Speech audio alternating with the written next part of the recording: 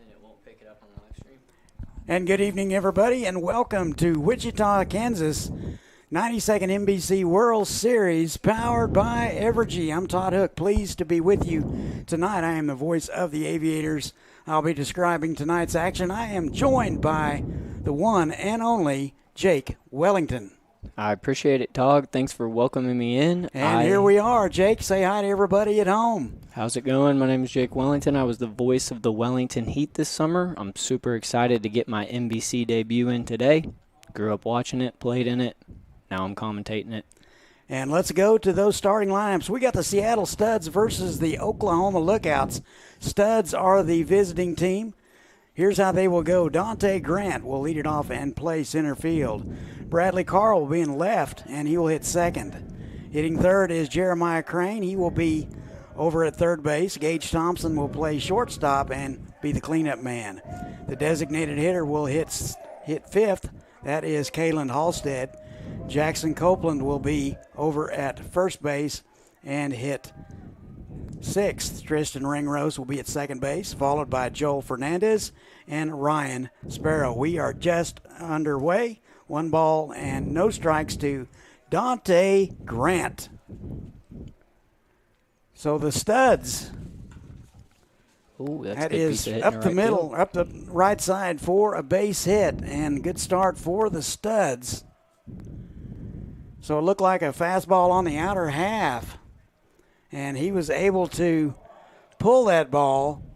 Usually when you try to pull a ball on the outer half like that, it gets rolled over, doesn't it? Yep, but when you're 1-0 to start the game, hitters count, looking to come out swinging. He saw something, a fastball a little bit elevated, and got enough of it to send it out to right field for a leadoff single. Good point, Jake. Here's Bradley Carl. He is red hot in the World Series, hitting .400, playing left field. He's out of Taps, Washington. .333 at Pierce College last year. Drove in 30, had 3 homers, 49 hits in 39 games. That is lined in and out of the glove of Bush. Second for 1. And the Oklahoma Lookouts turn it. Very unorthodox double play right there. Let's look at it again. Ball was hit right on the screws. Hit it the other way, let it get deep. Yep, another good piece Went of hitting. up and got it. Second for 1. Good turn. Not even close. Quickly 2 outs in the inning. Here is Jeremiah Crane. He is the third baseman today, hitting $125. And we've got Leighton Ryder on the mound for the Lookouts. Yep. He attends Southern Nazarene University. Last season, in his freshman campaign, he threw 20.2 innings, 14 appearances, 3 of those being a start. So, used a lot for SNU last spring. 2-1 to Crane.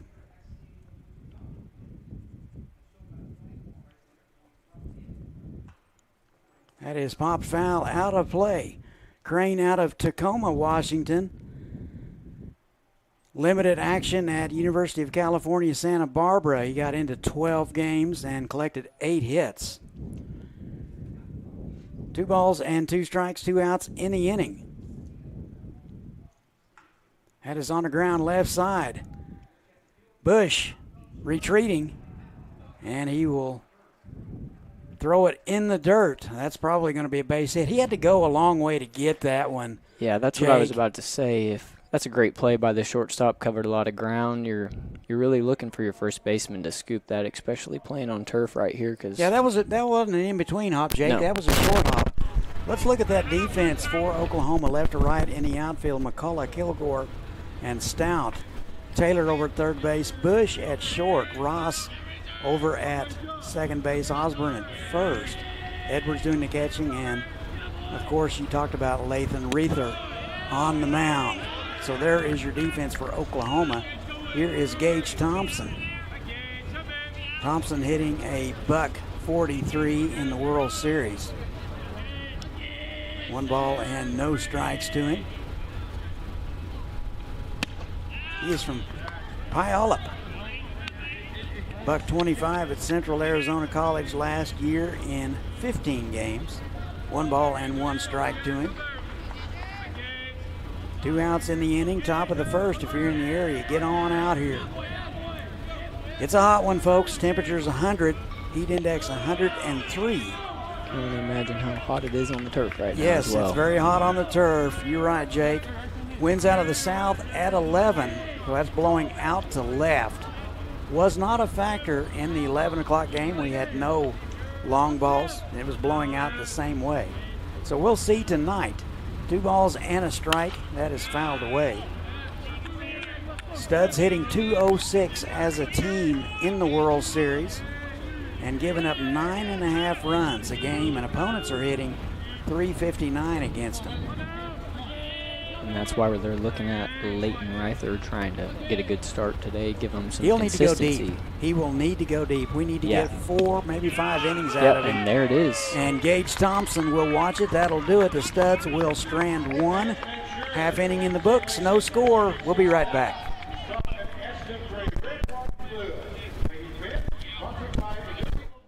When you look for a place to learn, train, and grow, you need something that fits with your life. At Butler Community College, we want you to reach your goals in the most affordable way possible. That's why we keep our tuition rates low, so you don't have to stress about your future. It's why we offer hundreds of scholarship opportunities for pursuing your passion. And it's why we work hard to provide a professional higher education at a lower price tag. Butler Community College. Let's get started.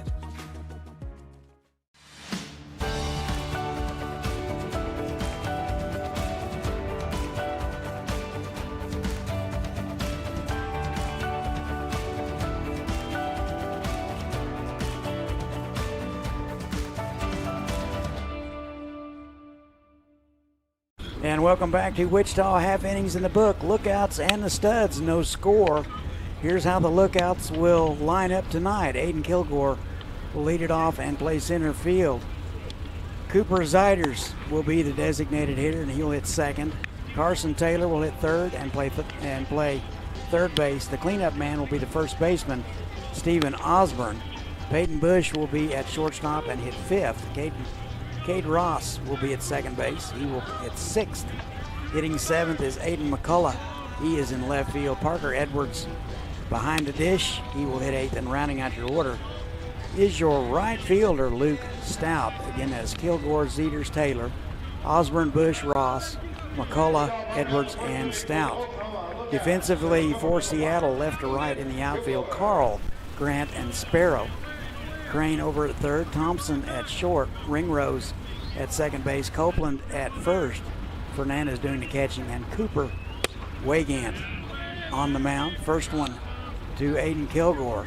And I'll tell you what's a little bit interesting about Wygant's delivery as a starting pitcher is look how low he's coming down. You don't see that to start a game very often. What kind of arm slot do they call that? You call that sidearm. I would say he's a little more sidearm than submarine, but he's pretty dang close with how flat his chest is getting to the ground. But he goes to VCU, and if you guys watched VCU a couple years ago in the Super Regional, you'd know they got a lot of funky guys out of their bullpen. They got a lot of guys that have weird arm slots, and Cooper is definitely one of those guys. It's going to be hard on those right-handed hitters to keep that front side in there. Absolutely. Be bailing out. And that fastball is going to get in on them because it's naturally going to run a little bit into a righty. 2 balls and 2 strikes to Aiden Kilgore.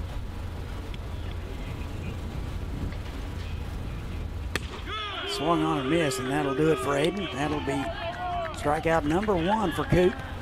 Hot start for Coop.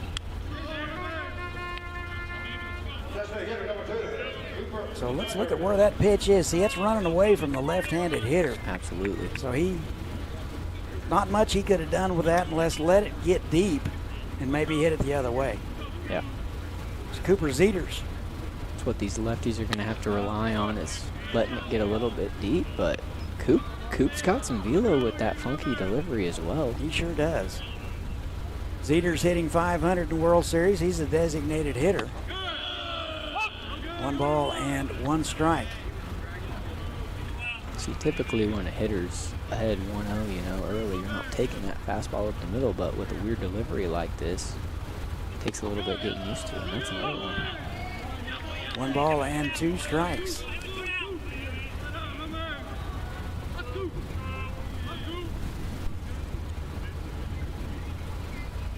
And that swung on and missed, and back-to-back strikeouts to start this game for Cooper Wagan. Back-to-back punchies for Coop. He's feeling it right now. Let's look at it again, see where this one was, Jake. I think it's running away again. That fastball's got It good was up, horizontal movement. and you know, the higher that pitch is, the harder it gets, and the harder it is to catch up with it. Absolutely. So here is Carson Taylor. We'll see how a righty fares against Coop, because I think it'll even be a little bit tougher for a righty-righty. Taylor out of Burleson, Oklahoma. 333 at UCO last year with 3 homers. Swings through that one, and he's in the hole 0-2. Let's see if we see an off-speed pitch right here. We've seen a lot of fastballs. And that missed away. It was a pretty good 0-2 pitch there. Didn't Did chase. you see that? The arm slot changed a little bit on that. A little bit more of a top on that pitch. So we've seen 2 arm slots out Yeah. of him so far. We've seen 2 arm slots out of him. That's the lower one right there. Goes with the slider, gets away a little bit. 2 balls and a strike, 2 outs in the inning, bottom of the first. Todd and Jake with you. And the pitch. That is right up the middle for a base hit. Quick comebacker for Coop. That one got through there like you know what, through a goose. Absolutely, Todd. Let's look at it again. Just dang near undressed him. Yeah, that's a good piece of hitting. That's a good piece of hitting Stay right back there. a little bit, let the hands get out in front. True piece of hitting right there. That's how they teach it. I couldn't do it, but that's how they taught me. Me as well. That's why I was a PO in college, Todd. Stephen Osborne will step in. He is the first baseman hitting 250. That is up the Another one middle, up the but they middle. had him played just right. And he'll step on it, and that'll be it. So the Lookouts are going to strand one. We played one. No score from Wichita. We'll be back. It's the summer sales event with the Ford crew. Where you been, Hank? Little field research. Show them what we got. Check this out. Looks like America is loving Ford quality. And J.D. Power backs it up. Ford is #1 in new vehicle quality, and F-Series are America's best-selling trucks. Great deals, crazy good capability. America, this is what summer's all about. Get 0% APR for 36 months and $1,000 toward your down payment on select Ford vehicles, plus a complimentary maintenance plan for 2 years. What does a $7 big deal meal get you at Sonic? The real question is, what doesn't it get you? Enjoy a full meal plus premium chicken bites for just $7. It's the $7 Sonic Big Deal Meal. And your umpires for tonight's game. Home plate, Danford Weininger. Over at first base, Conan Strobel. And in the rocking chair at third, Clint Wheeler. The best of the best at the NBC World Series. No score as we head to the second. Studs and the Lookouts. 5, 6, and 7. Kalen Halstead, Copeland, and Ringrose expected. Hot day in Wichita. Temperature 100 degrees. Heat index 103. As you can see, Old Glory standing straight out. So at least 15 knots out to left. So we'll see if somebody gets one up in that breeze. Halstead, the designated hitter. He is hitless in the World Series, so he's got to be chomping at the bit. Halstead out of Puyallup, Pierce College. Really, really good spring for this young man as he takes strike one. Hit 336, drove in 36 in 49 games. Career numbers. And the 0-1 just missed inside. Leighton Reither out for inning number 2. He faced 4 men in the first. Gave up 1 hit. Catches the inside corner. Pretty good pitch right there. 1 ball and 2 strikes.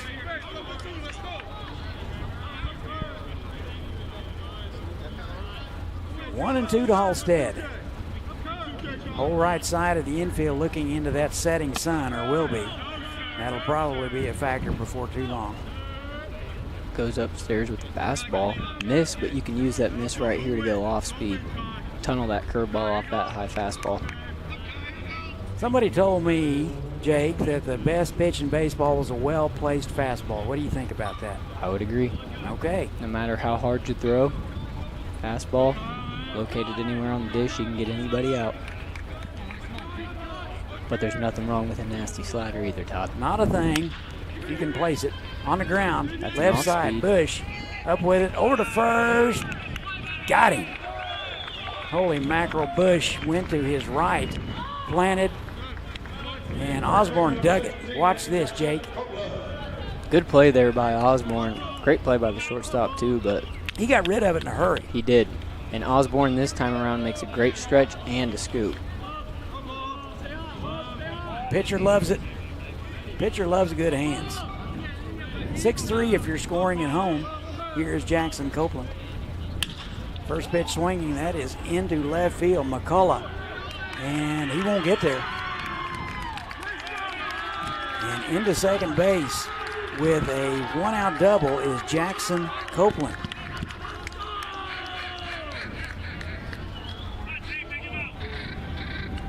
So where was this pitch at, Jake? It looks like He hung his off-speed pitch up a little bit. And Copeland got a piece of it and took it to the left center gap. So caught too much of the plate, you're saying? Absolutely. Okay. Tristan Ringrose will step in.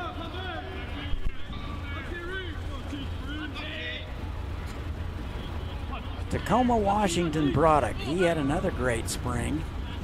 Drove in 38 and hit 338 at Pierce College. And the first one to him, up and away. Ball one.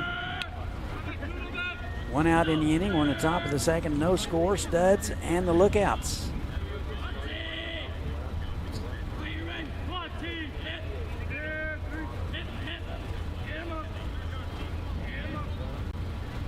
And a 1-0.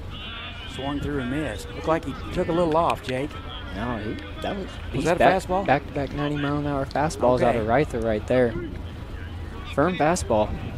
Got hurt a little bit on that off-speed pitch left up, but like I said, the hardest pitch to hit's a well-executed fastball. And Reither's got some Especially velo up in the behind zone. it. Yeah, absolutely. 1 ball and 1 strike. That is basically the same place. McCullough on the run. That's the off-speed pitch again, And yep. nobody's going to get it. The run will score, and the Studs are going to strike first. Studs so back-to-back doubles. yeah. Once again, another off-speed pitch, just catching too much at the plate. Not a bad decision to go with a 1-1 off-speed pitch there, but just not well executed by Reither. That was an off-speed pitch for sure. Here is Joel Fernandez. He's hitless in the World Series out of Yakima. 6 games at Washington State last year.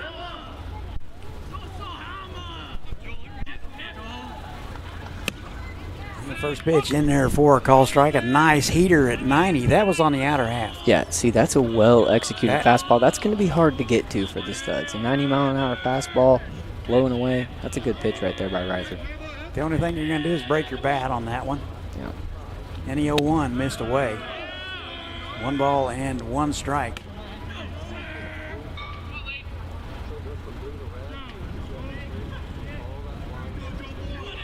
Like we talked about earlier, Reither needs to go 4 to 5 innings today for the Lookouts. And it looks like he's pitching well. He's feeling it. It's just 2 mistakes in a row. And that just missed somewhere. A little bit out, I'd say. I think so. I think that was off the plate.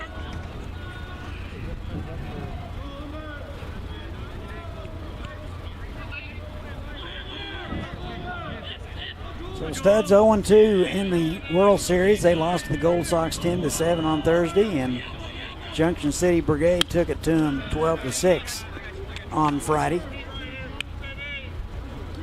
2 balls and 2 strikes. Both of these teams 0-2 suffering losses to Junction City and Austin Gold Sox so far in the NBC World Series. Interesting fact there, Jake. Knew I brought you in here for something. 2 balls and 2 strikes.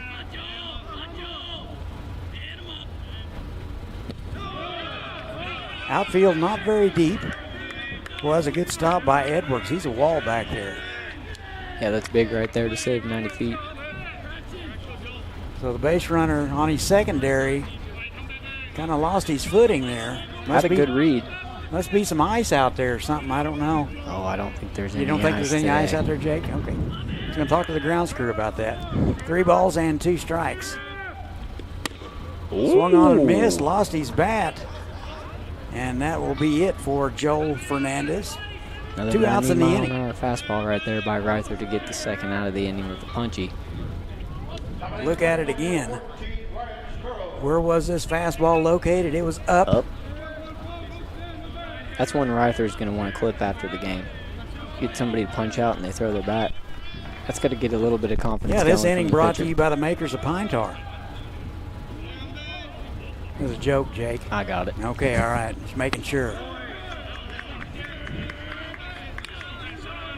Pitcher Fernandez is going to go back to the dugout and apply a little bit of pine tar. I think you're right. So 2 strikeouts for Reither. Here is Ryan Sparrow.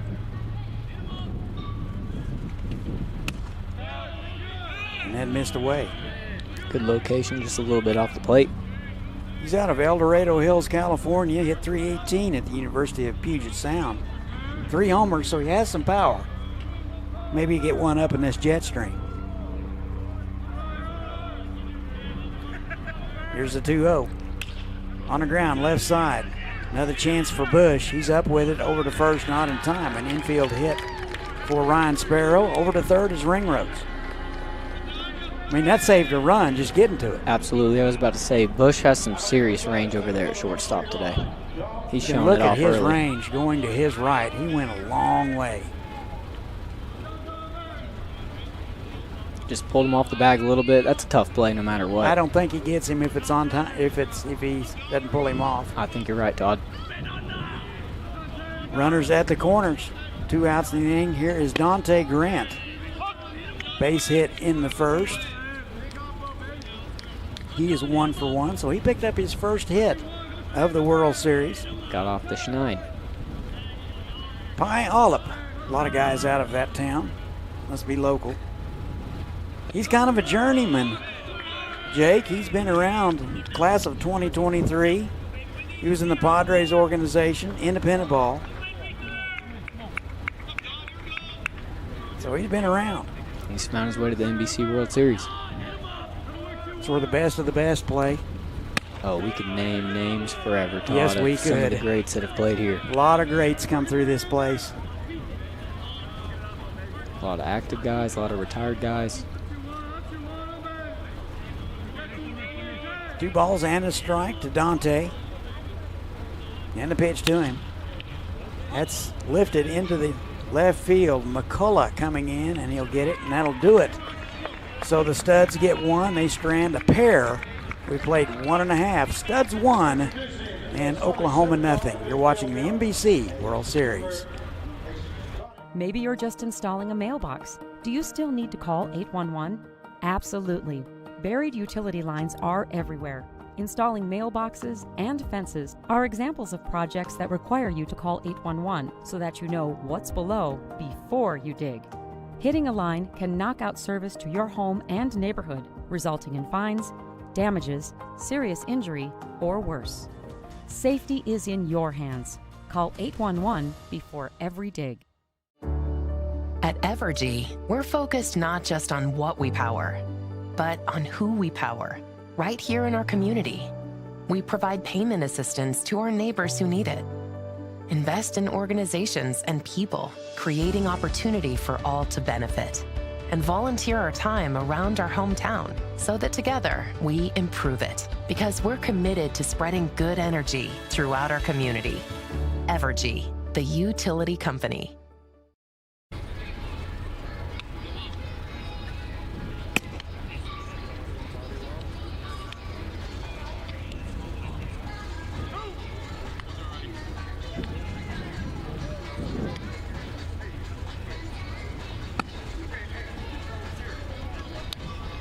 And welcome back to Wichita, Kansas. Bottom of the second we go. Studs get 1. They lead it 1-0. 5, 6, and 7 for the Lookouts. Bush, Ross, and McCullough scheduled.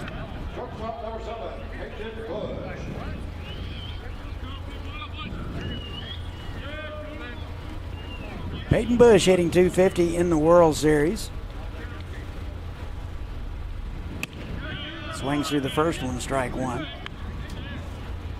Especially the first time through the order, I really do see Coop giving the Lookouts a little bit of trouble with that weird arm slot, especially if he's mixing in 2 arm slots. Yep. And the 0-1. He was fooled on that pitch. Good slider. Located on the outside part of the plate there. Getting ahead 0-2.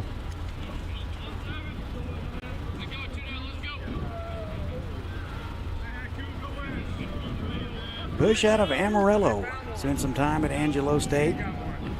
Long enough to collect 73 hits and hit .351. And that missed away. So Bush is a guy that can do it both ways because we've already seen his range out there at shortstop today. He can swing it too. Good all-around player. 1 ball and 2 strikes. And that is fisted over the head of Copeland into right field, and the Lookouts collect base hit number 2 on the evening. Good so the piece tying of run now. Two-strike hitting right there. Yeah. Good piece of 2-strike hitting right there. You just got to battle up. Even if you get jammed on something. And he did. Really, really late, but muscles it over the first baseman for a leadoff single. That's huge for the Lookouts trying to respond after giving up 1 in the top of the second. People don't realize how hard it is to hit a ball that far off the handle. Especially with wood. Yep. Cade Ross will step in. First pitch swinging, that is popped up. Looks like the third baseman, Crane, in and will get it for out number 1.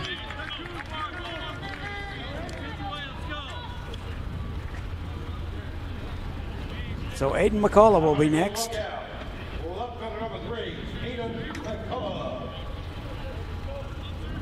If you're Coop, you really want to hammer in on the shutdown inning, especially early in a game, looking to get the first win of the NBC World Series for the Studs. Yeah, shutdown innings are... They win you ball games, They win you ball games. They win you ball games. Don't see it much anymore. Well, that's another part of the game you got to answer. You get punched, you got to go counter punch. That's exactly right. No balls and a strike to Aiden McCullough.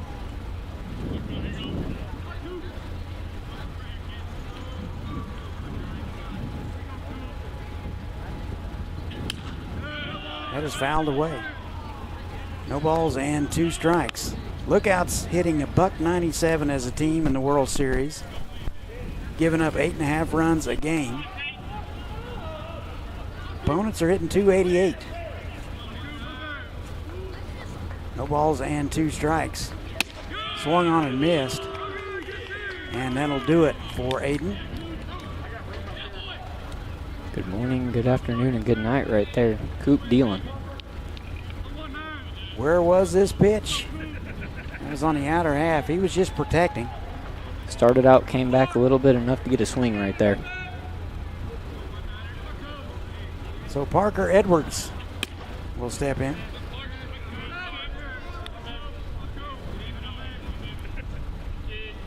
Edwards hitless in the World Series. He's doing the catching today. He's out of Stillwater, Oklahoma. A little bit of time at NOC, did not much. Just got into 10 games. And the 1-0. Snap back to first and sailed. That one got away from him. So Bush down to second base on the error. That's something for the Lookouts, though. 2 out hitting's big key part of baseball, and now with a runner in scoring position, you're a single away from tying this ball game up here in the second. So a 2-out hit would be critical right here. 2 balls and no strikes to Edwards. And the pitch to him. That is in the air to left. Carl had him played perfectly. Back and to his right, he will gather it, and that'll do it. So the Lookouts will strand the leadoff base hit. We played 2. 1-0 Studs. You're watching the NBC World Series. Attention everyone, join us in celebrating.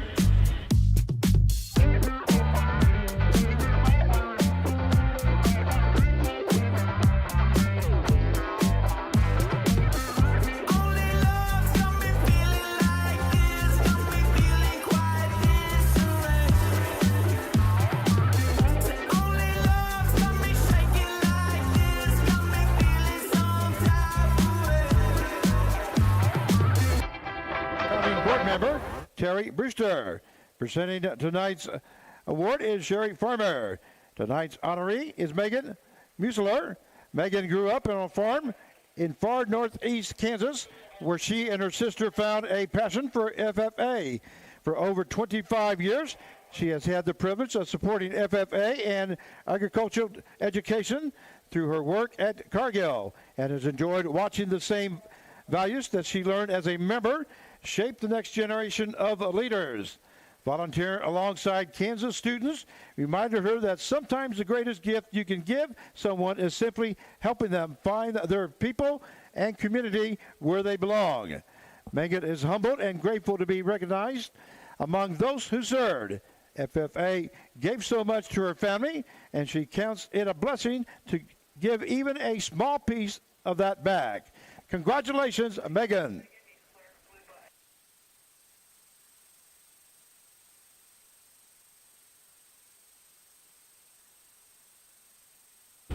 And welcome back to Wichita, Kansas. Todd and Jake with you. Top of the third we go. 1-0 Studs.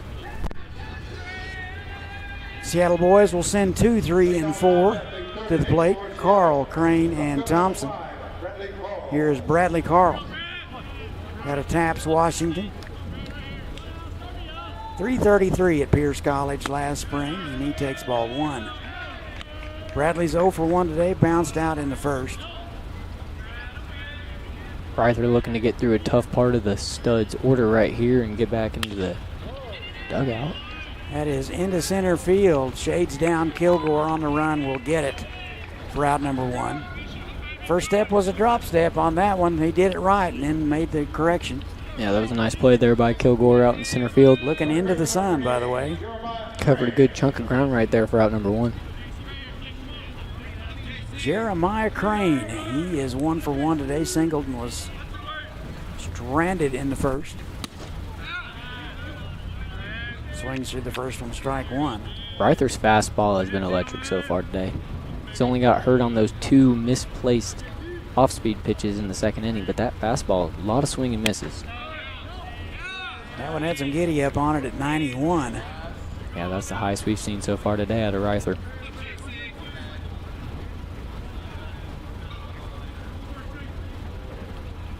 Crane out of Tacoma, Washington. 2 balls and a strike. Studs a long history at the NBC. Their all-time record coming into this year was 89-48. Tied for third last year with a 3-2 record. And they have 7, Jake, championship appearances. They're 3-4. They won it all in 2013, 15, and 19. Wow, I knew they were really relevant in NBC World Series, always making deep runs, but 7 appearances in the championship is really, really impressive. And they say he went around. 3 balls and 2 strikes to Jeremiah. If I'm Reither right here, I'm challenging with a heater. And yes, he did. He did. That's a great camera angle for check swings, by the way. 3 balls, 2 strikes. That's fouled away. Incidentally, folks, our picture's brought to you by Butler Creative TV. If you got a young person that's interested in TV broadcasting, your first call needs to be Butler Community College. 3 balls and 2 strikes to Jeremiah Crane. See what he goes with here. Already challenged Heater for that last pitch. Goes and a 3-2 swung on and missed. Got him again at 90, 2 outs in the inning. Back to the old reliable for Reither, another heater for a punchy. And here it is, just a fastball up in the zone. Could Outside not part of the catch up plate. with it. That's a good pitch right there by Reither. 2 up, 2 down. Here's Gage Thompson. Puyallup, Washington. Only played in 15 games last spring at Central Arizona. 1 ball and no strikes. Strikeout victim in the first. He's 0 for 1 today. That's on the ground. Bush retreating a little bit. He'll have it. Throws a strike, and that'll do it. The Studs go quietly in order. We played 2.5. Studs lead at 1-0. We'll be right back.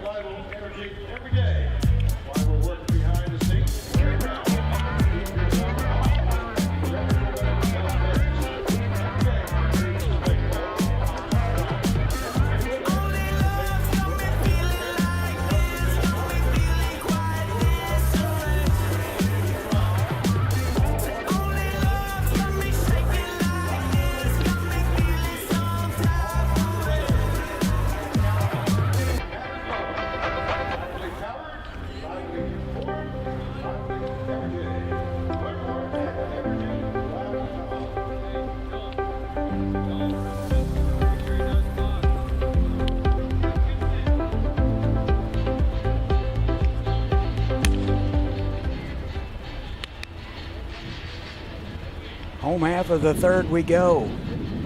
Studs lead at 1-0. 9-1 and 2 scheduled for the Lookouts. Luke Stout, Aiden Kilgore, and Cooper Zeters expected. Cooper Wygant looking to keep his strong performance going here in the bottom half of the third. Been real solid for the Studs so far early today. So the Lookouts, they are the AABC Stan Musial World Series champions. They were formerly known as the Oklahoma MVP, who was here last year, and they went 0-3. They lost to Junction City 7-0 and the Austin Gold Sox 10-5. Hitting a $197 as a team. So here's Luke Stout, hitless in the World Series, looking for hit number 1. Off-speed pitch in there, misses, ball 1. No better time for the first one than to lead off the inning. That's exactly right. Ooh, that just misses. 2 balls and no strikes.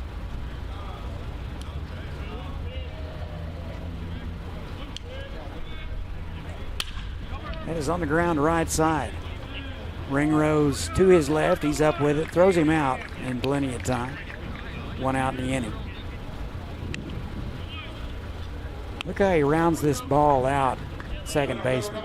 Yeah, and I want to touch on Coop challenging 2-0 with a heater middle, trying to pitch to contact, because that's huge in today's game of baseball. You see too many free passes right there. 2-0 count, challenging the hitter, getting out number 1. And that's a good point. How important is pitching to contact, and what is it based on your experience? So once you get to college, the coaches really, really care about pitching to contact, limiting free passes. You know, whenever you're in high school going into college, all you really care about is punchies. You want to rack up your punchies numbers, but pitching to contact and limiting free passes and playing off that, pitching off of that, it absolutely changes a whole ball game. So everybody's good in college, all the way down, up and down the lineup. Yeah, no hitters off. Absolutely. Once you get to the college level, you look at the team batting averages.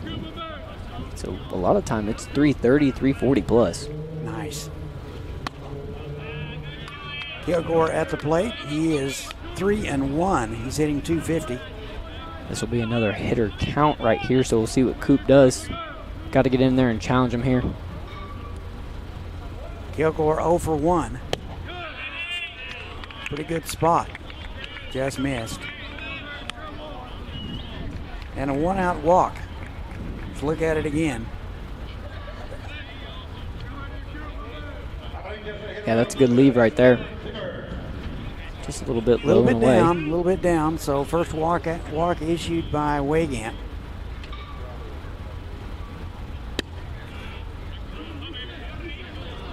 And that missed away. Cooper Zeters now. He's a strikeout victim in the first. 1 ball and no strikes. 500 in the World Series coming in. That missed low. 2 balls and no strikes. Zeter, the designated hitter today for the Lookouts. In a hitter's count, he's in the lineup for one reason. That's to do damage offensively. Let's see if he can get his pitch right here. In there at the belt. 2-1. It's a good challenge fastball right there on the inner half of the plate for strike 1. Wygand with 36 pitches, 20 for strikes. The great Brent Chemnitz, I don't know if you know who that is. He was the pitching coach at Wichita State forever. His idea was to try to get out in 13 or less pitches. Is that about right? Yeah. Keep your pitch count down, allow you to go deeper into the game, make it easier on the bullpen. Create less leverage innings for guys that are coming into the game. 3 balls and a strike. That is popped back our direction. It's coming right to us, Todd. 12 years, never got one. Maybe this year's the year. It might be. You just never know.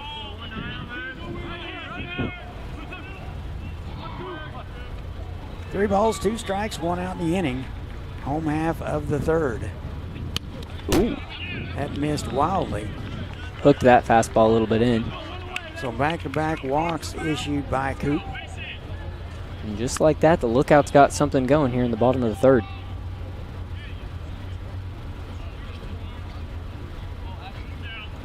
Yeah, he just got around that and hooked it a little bit.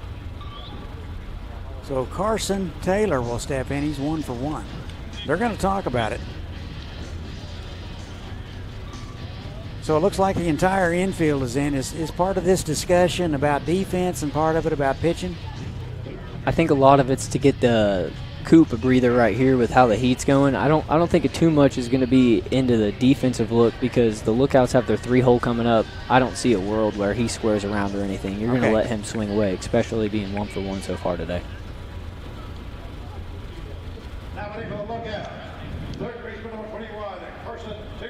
So it'll be Carson Taylor with 1 out. Right part of the order up at the right time for the Lookouts early. Taylor out of Burleson, Oklahoma. 333 UCO. The ball's in, a strike to him. See, I love that pitch right there out of Cooper, starting the at-bat with an off-speed pitch for strike number 1. And it's good that he has the confidence to do that. Yeah, pitching backwards. Soft stuff early always works. It does. Get a lot more takes spinning something in there in an 0-0 count, 1-0 count, even a 2-0 count. 1 ball and 1 strike.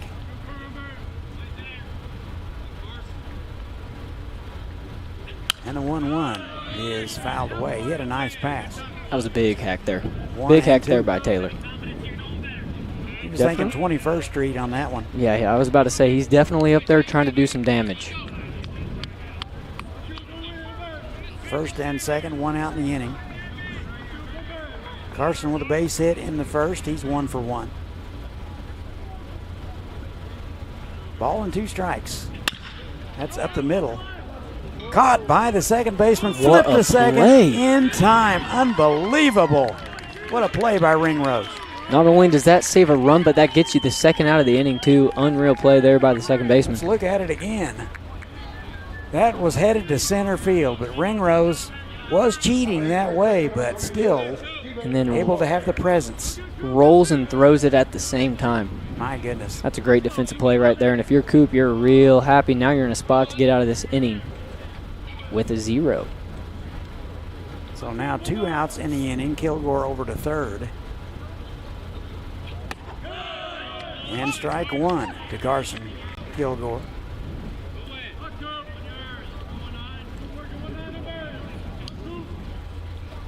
Correction, that is Stephen Osborne. My apologies.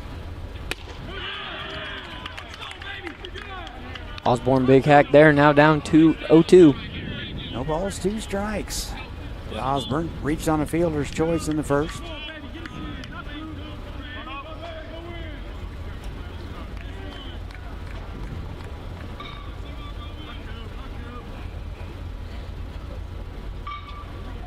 Coop with a long look in. Looked like we got an offensive timeout there. Don't want to get a 15-yard penalty or anything. No balls and 2 strikes. Runners at the corners. That is sprayed foul. I like that out of Coop. Applying the pressure, still challenging, way ahead. So you got the opportunity here to maybe nibble a little bit. Yeah, absolutely. He's late on that fastball, though. It'll be interesting to see what he goes with here on the 0-2. Yeah, don't speed his bat up. That missed inside. Down to second base is Carson Taylor. And he went back to the heater right there. But now with the stolen base, the Lookouts have 2 guys here in runner scoring position. 2 out hitting, like we touched on earlier, is critical. That stolen base brought to you by Kansas Surgery and Recovery Center. Swung on and missed. He got him. Big strikeout there by Coop to get out of the third. And that'll do it for the Lookouts. They have stranded a pair. Let's look at it again. And that's fastball running away from him. That's some serious horizontal break there. All right, we've played 3, 1-0 Studs. We'll be back. Wichita is slightly off-center, which is what makes it fun. Swim with otters. Climb, play, and dream big in the air capital of the world. Watch fire dance across the sky at the Keeper of the Plains and step into experiences that aren't behind glass. It's easy to get here, but leaving, that's a different story. Always unexpected, always welcoming. Find yourself slightly off-center in Wichita. Hey, howdy ho, neighbor! Request to locate, huh? I think I know what I'm doing. I'll be done before you could spell 811. Digging without locating the underground utilities is like driving with your eyes closed. It's fine! Jeff, what did you do? I think I broke the law! Safety is in your hands. Every dig, every time. Click or call Kansas 811. And welcome back. We go to the fourth. 1-0 Studs. 5, 6, and 7 expected. That will be Halstead, Copeland, and Ringrose, who coincidentally made a great play going to his right for out number 2. Great play, saved a run. It always seems to happen that way sometimes, Jake. You make a good play in the field and then come in and get you a knock. Oh, yeah. That builds the confidence, absolutely. 1-0 Studs.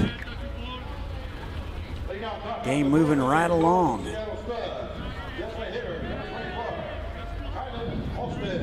Monarchs and the Finns coming up after this one. Here is Kylan Halstead. He's 0 for 1. Bounced out in the second. And he wears that one. Not how you want to start the inning if you're Leighton Reither right there. Now you got to work around a free pass, a leadoff free pass at that. It looked like an off-speed pitch just got away from him. Yep, off-speed backed up on him right there. Jackson Copeland. Copeland double and scored the only run in the second. He's 1 for 1. Shows butt, gets it down, a good one. Ooh, good pick over there at first base. With the throw in the dirt, dug out nicely by Osborne, who is looking right into the sun, so the sacrifice is complete. Reither fields his position well right there. A little low arm slot. Looked a little infielder-ish, and then great scoop over there by Osborne. Going to have to work on that on PFP, pitcher's fielding practice. Yeah. Get that elbow up. So I know a thing or two about the PFPs. Tristan Ringrose will step in. Doubled and drove in a run in the second. Take strike 1. Good first pitch fastball there by Reither. Ringrose out of Tacoma. 338 at Pierce.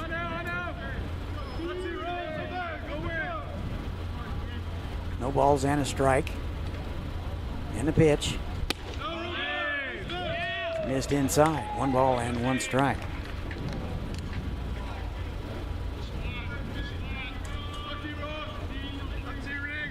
Jake, how many baseballs do you think it takes to put this on? I guess I'm in about the 300 range with that. What do you think? Well, I know exactly how many. I know how many she bought. She told me today. 296 on the dot. 96 balls or how many dozen? I'm saying 296 total. Total. She ordered 120 dozen. Okay, so I'm overshooting it a little bit. That's a lot of baseballs. That's a lot of souvenirs for the fans, too. Sure is.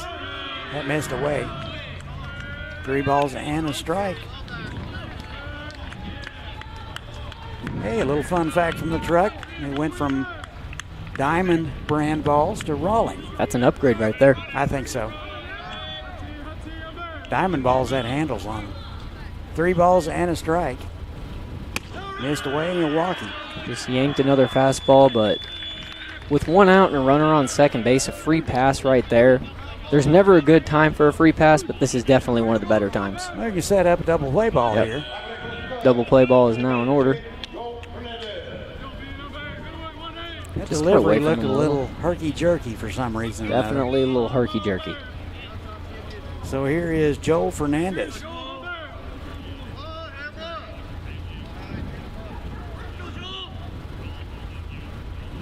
the first one to him. Swung on and missed. Fernandez, strikeout victim in the second. Wonder if he found him some pine tar. We're about to find out. Kind of an interesting color of a bat. My grandparents used to have a refrigerator of that color. Little baby blue action. No balls and a strike. Runner goes, throw down. Got him. Wow. So he must have popped up early. Is there anything I can say? Let's look at it again, Jake. Little pop-up slide. I definitely thought he was in there. Oh, didn't look like his foot got on the bag there early. Did not. And you know what's crazy about Umpire that? right on top of it, too. Usually when you see a steal like that, the guy at first base is always following the guy from third. You would have expected the runner at first to advance there to second. That's a good point. So there's a base running blunder. We'll see if that is going to make a difference. And just like that, Reither's in a good spot to get out of this inning after two free passes so far here in the top of the fourth. 2 balls and a strike to Fernandez. Still looking for that first base hit. That is into right field, but that's going to get out of play. That'll be in the bullpen. Looks like Ringrose was trying to time up Reither right there on that pitch.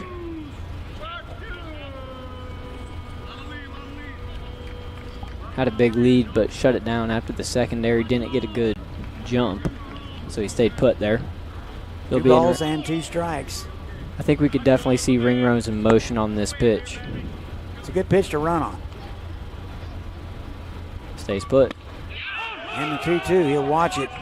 Fernandez will strike out for the second time today. Reither with another solid inning. And the Seattle Studs will strand one. We go to the bottom of the fourth, 1-0 Studs. You're watching the NBC World Series. When you look for a place to learn, train, and grow, you need something that fits with your life. At Butler Community College, we want you to reach your goals in the most affordable way possible.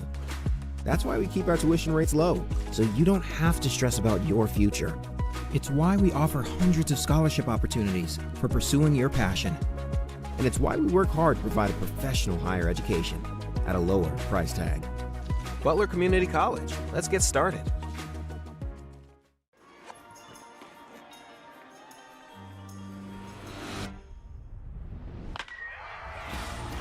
Live for the bases loaded. For the full counts. You got this. Live for the away games. For the strikeouts. Live for the high fives, the pop flies, and the moonshots. That's my girl. There's my slugger. Live for the big moments and the little ones. Live the game like never before.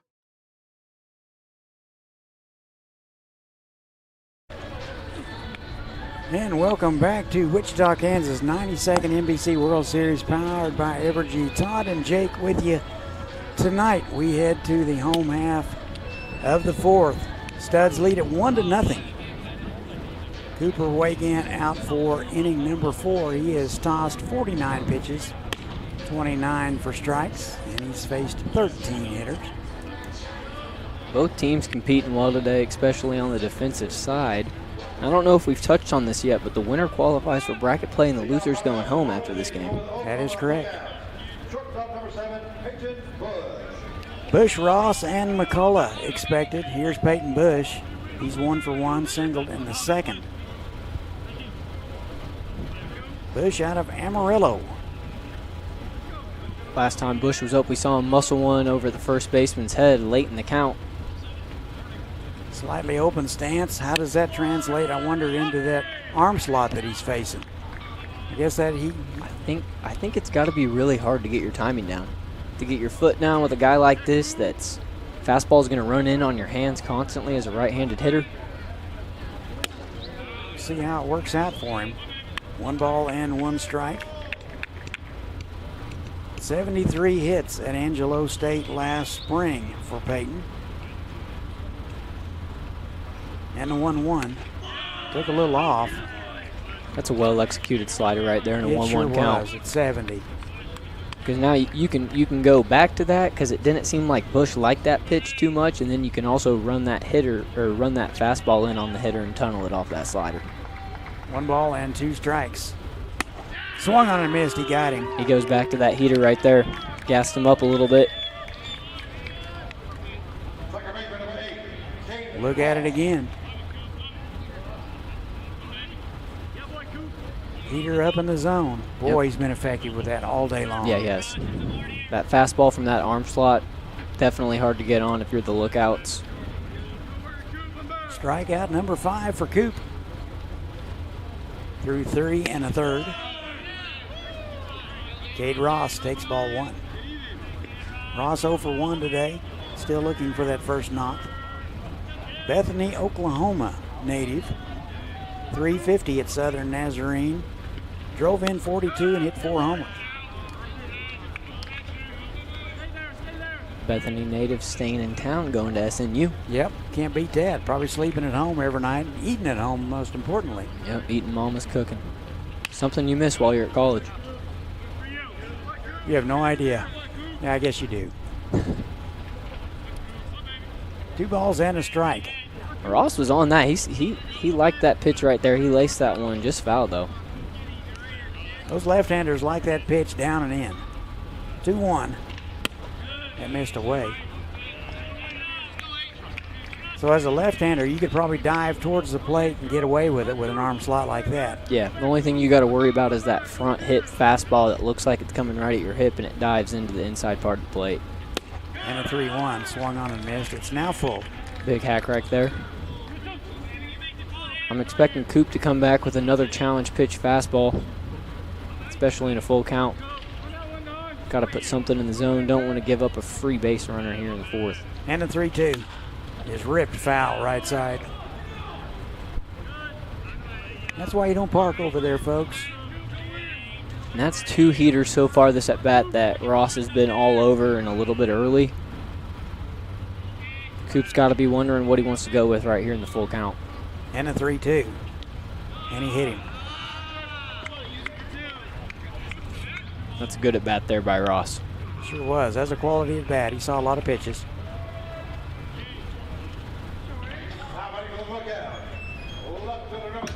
Let's look at it again. Where'd it get him? Looks like it got him just above the knee. Right Not in the a back whole lot of the knee. padding right there. He's jogging it off, though. It looks like he'll be all right. I'd still be down there, laying down there and rolling around saying words usually reserved for golf. Here's Aiden McCullough. Strikeout victim in the second. He swings through the first one, strike 1. Good off-speed pitch.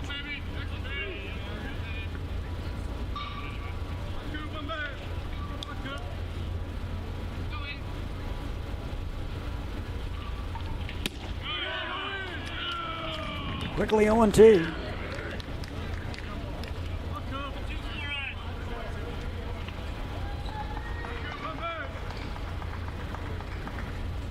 No balls and 2 strikes, 1 out in the inning. Runner at first base. It's foul straight back. So how much of a big deal is that shadow that goes straight across in between pitcher's mound? So you got the pitcher in the sun and the hitter in the shade. Well, I'm more worried about the first baseman. Well, dealing yeah, with that too. That is ripped to left. But Carl has him played perfectly. A few steps to his right, he'll gather it for out number 2. Coop leaves that slider a little bit upstairs, and McCullough puts a great swing on it, but right at the left fielder there for out number 2. Sometimes you can do everything right and still get out. Yeah. Parker Edwards will step in. He's 0 for 1, hitless in the World Series. That's why pitching to contact is such a big deal. Even if the hitter technically beats you and barrels up your ball. So as you can see, there's quite a bit of shadow there in between pitcher and home plate. I wonder if that's going to have an issue. Yeah, that's tough to deal with. Wind appears to be freshening, if you don't mind me using a golf term. Old Rory standing straight out. That usually means at least 15 knots. Parker Edwards out of Stillwater. Big hack there by Edwards. He had a hack. trying to get something up in that jet stream out to left field, left center field. Nobody's got one up there yet today. This is game 2 for me. We've seen 2 extra base hits out in that gap, but. So a wild pitch. Cade Ross will move to second base. Let's look at it again. Another pitch where Coop hooks it a little bit. Not just a little bit. A lot. A lot. You're right. And he knew it right when he released it. Must you have can see it from his reaction. Must have been throwing that one at the bull. 3 balls and a strike. Swung on and missed. That wasn't a fastball, but the bottom dropped out of it. Yep, and that's another thing about being a sidearm pitcher. You can get away with some location sometimes just because you get so much run and sink on it. And a 3-2. And that's fouled away. That's an ugly ugly swing. That's what I was just about to say, Todd. Looked like Charles Barkley hitting a golf ball. I think he was a little bit fooled on a pitch. 3 balls and 2 strikes. And a 3-2. Swung on and missed. Got him up in the zone again. Another elevated fastball by Coop. That has been his bread and butter so far today. Let's look at it again. And another one. That was up around his chin. That'll do it for the Lookouts. They will strand 1. We played 4, 1-0 Studs. We'll be back. It's the summer sales event with the Ford crew. Where you been, Hank? Little field research. Show them what we got. Check this out. Looks like America is loving Ford quality. And J.D. Power backs it up. Ford is #1 in new vehicle quality, and F-Series are America's best-selling trucks. Great deals, crazy good capability. America, this is what summer's all about. Get 0% APR for 36 months and $1,000 toward your down payment on select Ford vehicles, plus a complimentary maintenance plan for 2 years. While you sleep, it's time to raise up, show that even we ain't weak. We don't turn the other cheek. I can show you how to be strong. Come on, follow me. Heard you looking for a hero. Well, look up.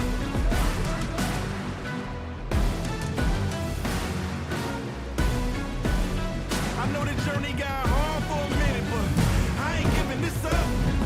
I got the heart of a champion. If I get knocked down, I get back up.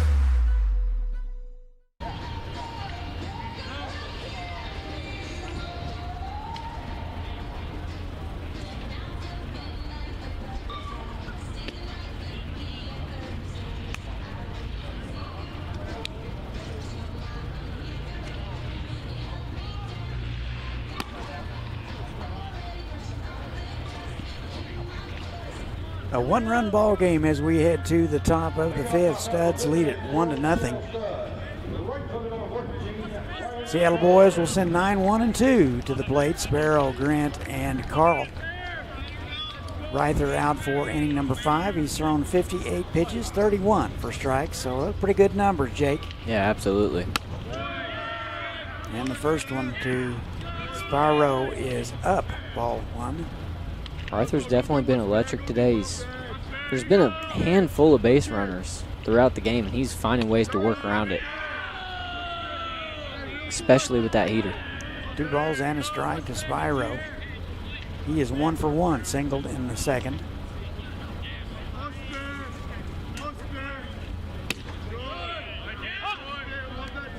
Two balls and a strike now. Good challenge pitch right there in a 2-0 count. 318 at Puget Sound last spring with 42 hits, 3 homers. Into right field, looking into the sun is Stout. He'll run it down for out number 1. Great job there by Reither. Down 2-0 early in the count, comes back with a heater taken for a strike and then gets something in play for out number 1. Settles him in here in the 5th inning. Top of the 5th, Dante Grant. He is 1 for 2. Picked up his first base knock of the World Series in the first. Led it off with a base hit. Puyallup is where he's from. He's been around. Got a lot of guys from Puyallup here on the Seattle Studs today. Yes, that's very, very handy.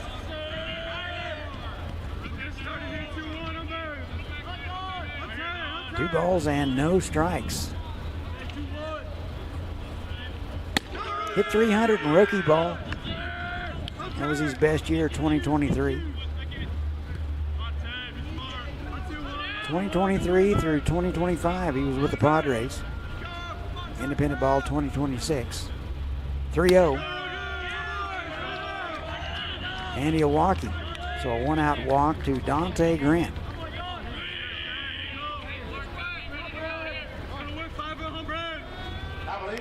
You saw a couple of pitches get away from Reither right there while issuing a 4-pitch walk.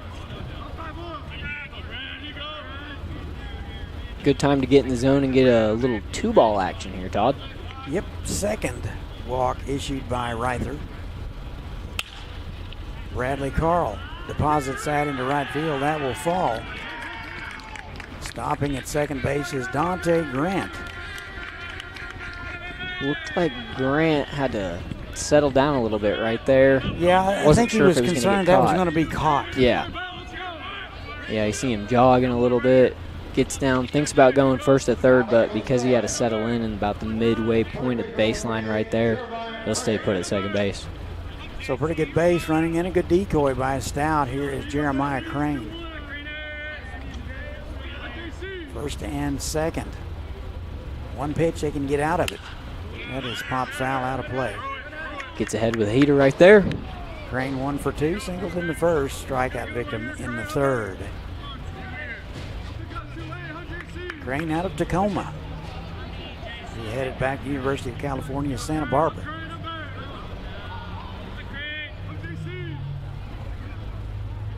Oh, 1.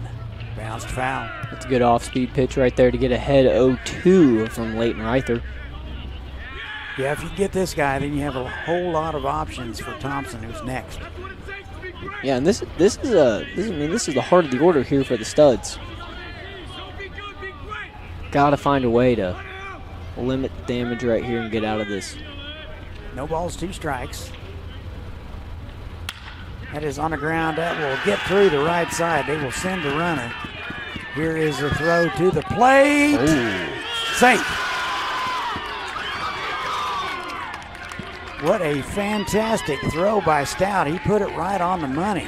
Great throw there by Stout, but almost an even greater play by Jake. Dante Grant to avoid the tag. The throw beat him. But yeah, throw was there in plenty of time. I And think look he at was a that. little bit confused as to where he was going to slide and maybe where he was as a catcher in terms of Edwards. Yeah, Grant did a great job getting that hand in there for the second run of the game for the Studs.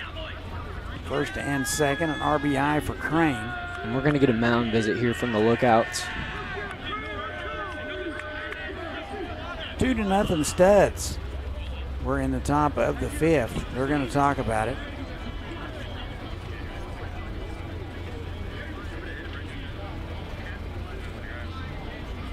So the entire infield is in there, so they're talking a little defense, I assume. I think this is another mound visit where a lot of it is you're trying to get Reither some rest. It's getting to that point in the game where you're trying to get him to stretch it out a little bit. You want him to find a way to minimize this inning and get in the dugout with the score still being. Yeah, I think the goal here would be 2-1. Yeah. 2-0. 2-0. Reither is at 70 pitches, 37 for strikes. He's worked 4 in the third, given up 6 hits, 2 runs all earned, a couple of walks and 4 strikeouts. He's been doing a good job of finding a way to get out of jams, though, so far to this point today. He has. I'll give him credit for that. So we'll see if he can do it again. They need him. They need it more than ever right now. Here's Gage Thompson. He is hitless today, 0 for 2. Right guy, right spot, though, for the Studs. Thompson hitting in the 4 spot today. Thompson also out of Puyallup.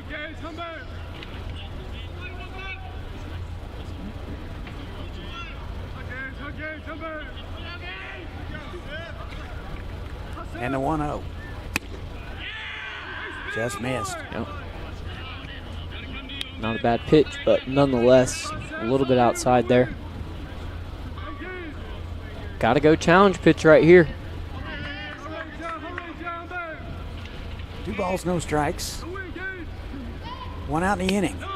Just missed away, 3-0. There's no activity in the bullpen. They're letting him ride. If you're Reither, you're going the old traditional saying, strike one, ground ball, down 3-0. Try to get in there here on this pitch and then force contact on the next one. They missed away and they're loaded.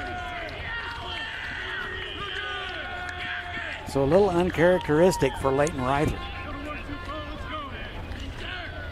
Think he's pressing a little bit, maybe.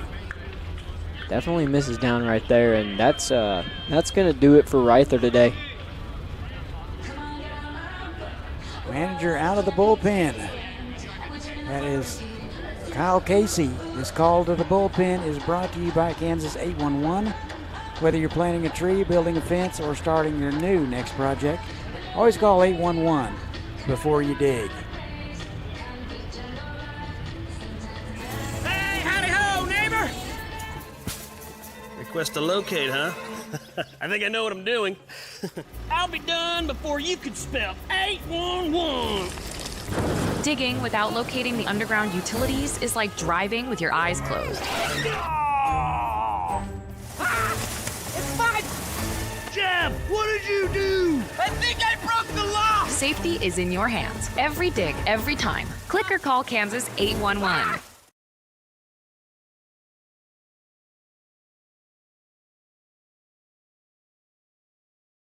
34. It's gonna be Trey Ott, utility guy. And welcome back. Oklahoma goes to the bullpen.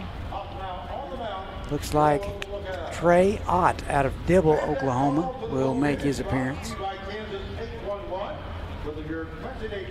He will inherit a bases loaded, one out situation. Trey Ott's a JUCO bandit. Finished up his spring at Rose State College this last spring. Utility guy.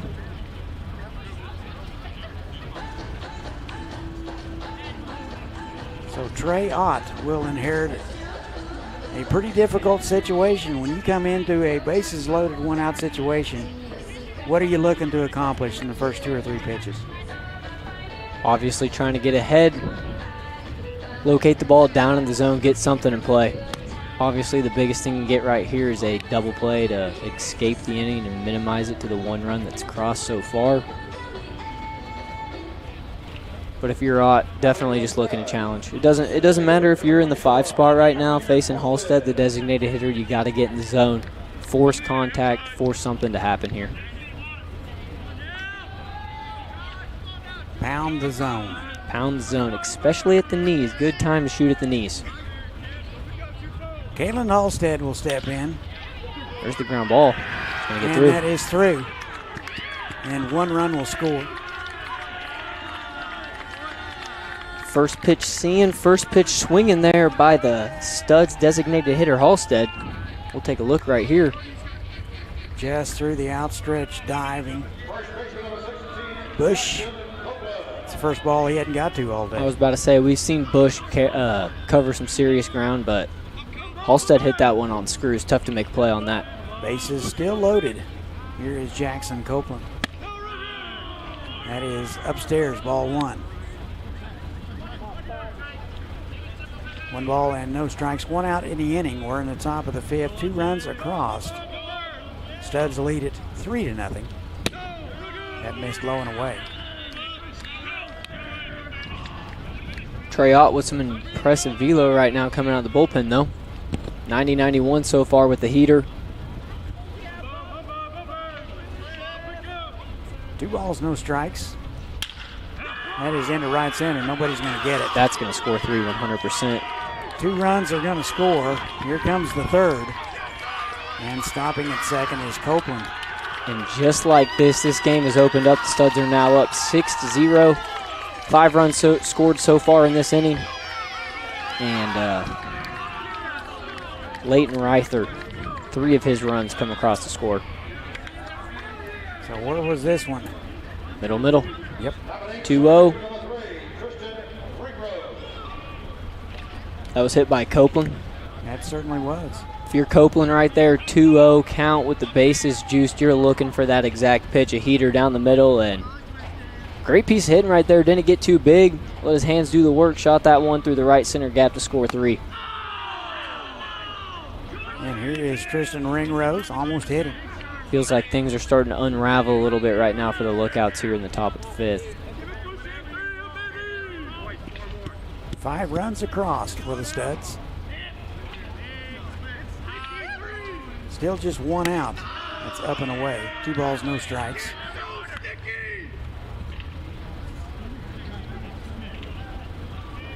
Starting to get a little rowdy over there in the first base dugout. Starting to feel some energy from the Studs. A lot of local fans will adopt them every year. And the 2-0. It's fouled away. He was a little tardy on that one. Yeah.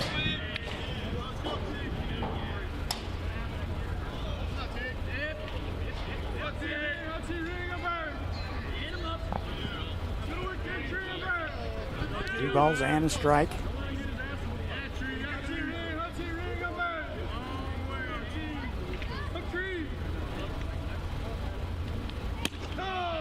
And that missed away.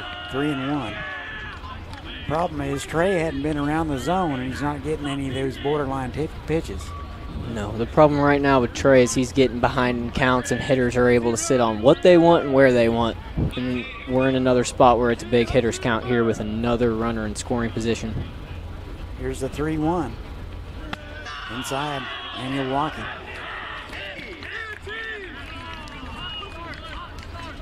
If you're Ott, you got to find a way to get out of this inning. Got to stop the bleeding somehow. And it looks like some urgency in the bullpen.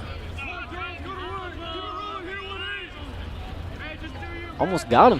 Dang sure did. So the Studs will bat around here in the 5th. Here is Joel Fernandez. 2 strikeouts on the night for Joel. He's got to be chomping at the bit.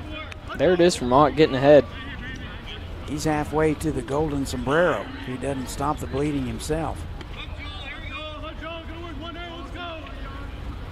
Fernandez out of Yakima. Not the best day at the plate for Fernandez, but we've seen him work behind the dish so far today. And that's the 2nd for 1 back to first. And that's a double play ball from heaven right there. The Oklahoma boys will turn it, and they'll get out of it. Let's look at it again on our way out. That was much needed for the Lookouts right there. Right side. That's Ross smooth.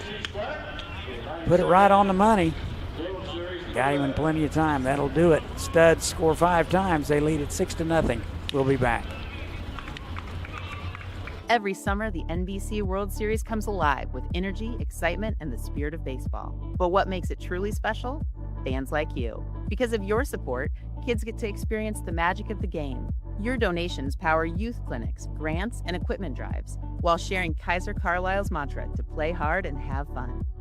Together, we honor the legends of the past and preserve the rich history of the NBC World Series for generations to come.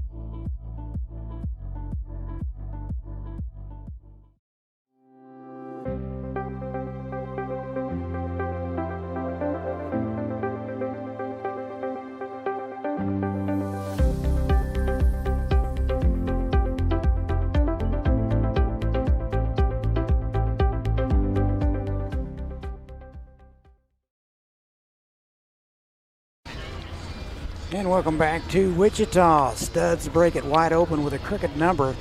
They lead it 6-0. Lookouts with some work to do as we head to the home half of the 5th. Hot day in Wichita. Temperature right at 100. And your heat index over 103. So here are some of the highlights from Cooper Wygant's afternoon.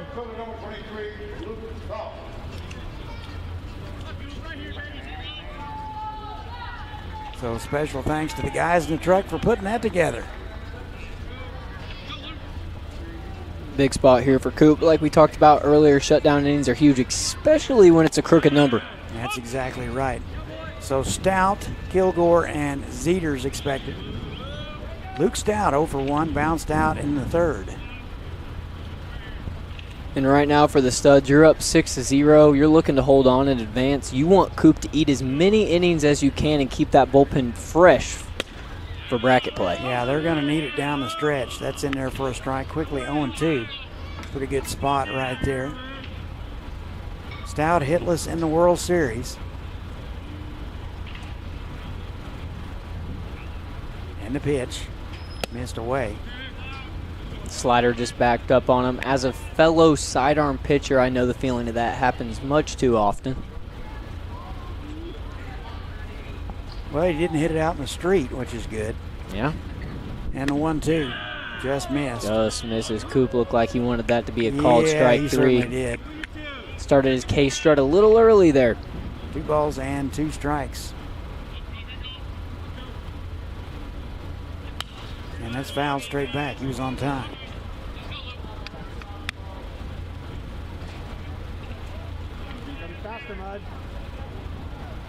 Pitch into contact if you're Coop.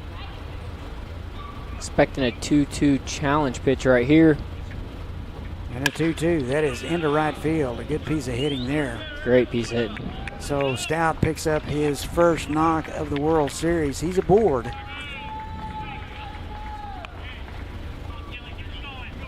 Right down the middle. He didn't miss it. Fastball on a tee, 2-2. Top of the order, here's Aiden Kilgore. 0 for 1 with a walk, strikeout in the first. And that's fouled away, strike 1. Late on that pitch.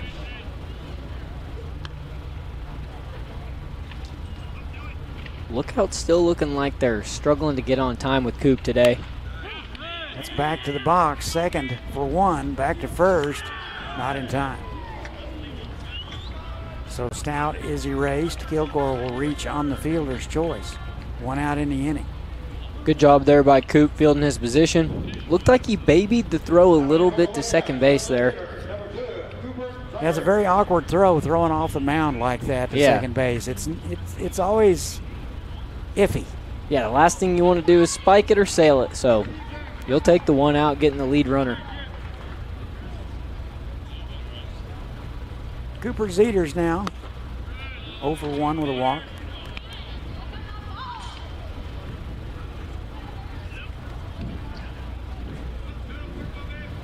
.78 pitches for Coop, 48 for strikes.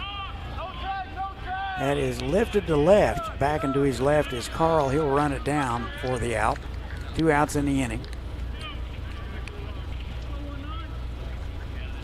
Coop just 1 out away from a big shutdown inning here in the 5th. Still dealing. You know, I saw that arm slot to start the game, and I was thinking more of a spot start, not something that would go super deep in the game, but well, it's certainly he's been doing it. That is just through the right side for a base hit. So Carson Taylor, first pitch swinging, he is aboard. See, that's a really good piece of hitting right there. You get an 0-0 slider just left middle, and you take advantage of it. Throw your hands at it. Take to the right part of the field. Yeah, he let that pitch get a little deep too as well. Sat back on that slider. Taylor's had a good game so far for the Lookouts today. Certainly has. He is 2 for 3. Stolen base as well. Stephen Osborne will step in. He is hitless 0 for 2. Takes First ball miss. 1. Yeah, that just missed. A little bit out.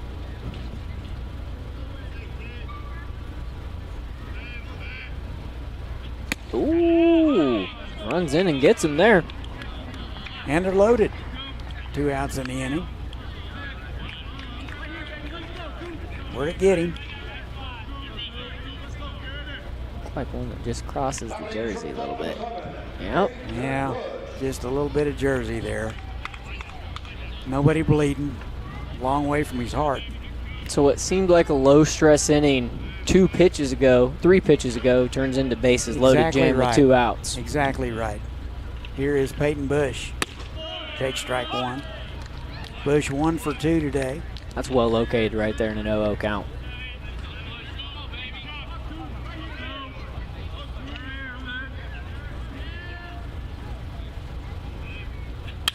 It's on the ground to right side, ought to end it. Ringrose up with it over to first, and that'll do it. So the Lookouts are going to leave them loaded here in the 5th. 5 innings in the book, 6-0 Studs. You're watching the NBC World Series.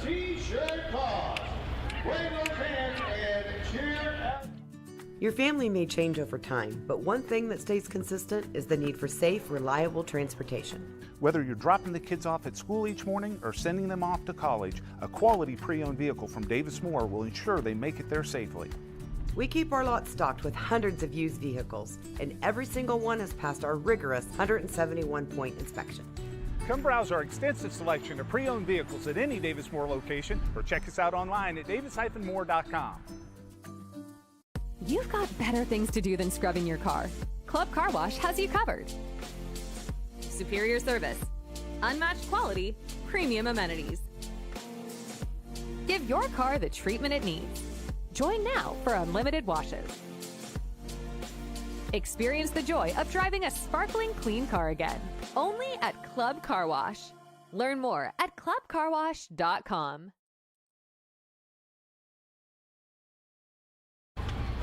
And welcome back to Wichita, Kansas, 92nd NBC World Series, powered by Evergy. Todd and Jake with you here today.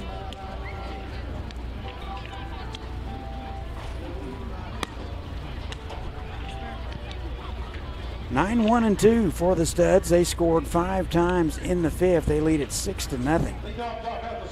Trey Ott will get the baseball for the Lookouts. Yeah, and we'll see what Trey Ott does with the clean inning. Definitely a little bit more comfortable coming in with a fresh inning instead of bases loaded with 1 out. Yeah, he faced 4 hitters in the 5th and he'd allow a run. That's inside to Ryan Sparrow. Stud sent 9 men to the plate in the 5th. And the 1-0. Misses. 2 balls and no strikes. Once again, Ott getting behind. Not what you want to do. Putting the Studs in a lot of hitters' counts. That's when you see damage done. And that's 3-0. That almost hit in the green part. 3 balls and no strikes. And that was a little bit of a cricket pitch right there. Little bouncer. Sparrow 1 for 2 today. Singled in the 2nd. And a nice fastball in there at 85 from Ott. Took a little bit off the fastball right there. Earlier when he came out, we saw 90-91. So maybe That is on the ground. We see Foul. 90 again right there. So just like that, Ott's battle in this at bat comes from a 3-0 to making the count full. Good play by Barry Aiden there. Looked it in and everything. And a leadoff walk to Sparrow. Second walk issued by Trey Ott.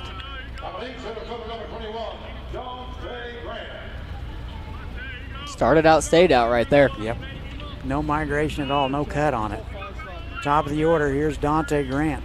Not the guy you want to face with a runner on. Walked in the 5th. He is 1 for 2.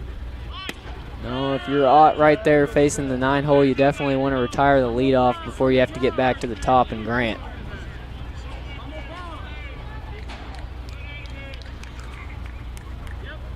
One ball and no strikes. And the pitch. Low and in. Squaring to bunt. Grant the journeyman. 2 years in the Padres organization, a year in independent ball. 2 balls, no strikes. And the pitch. Shows bunt. Takes strike. Not a bad idea. Make him throw some pitches. Yeah, I agree. I don't know how much of an idea Grant truly has of bunting right here. I don't think 6-0. so either. But he does run very well. Yeah, he does. And the 2-1 is a good one. And the throw to first in time. A good play by Edwards. Bounced out and threw a strike. Great play by Edwards. So the sacrifice is complete. 2-3 if you're scoring at home. And if you're the Lookouts right there and you got Ott that's spraying a little bit, struggling to find zone, you will absolutely take a sacrifice bunt right there and try to work around it. Bradley Carl will step in. 1 for 3, scored a run in the 5th. And the pitch. And it hit him.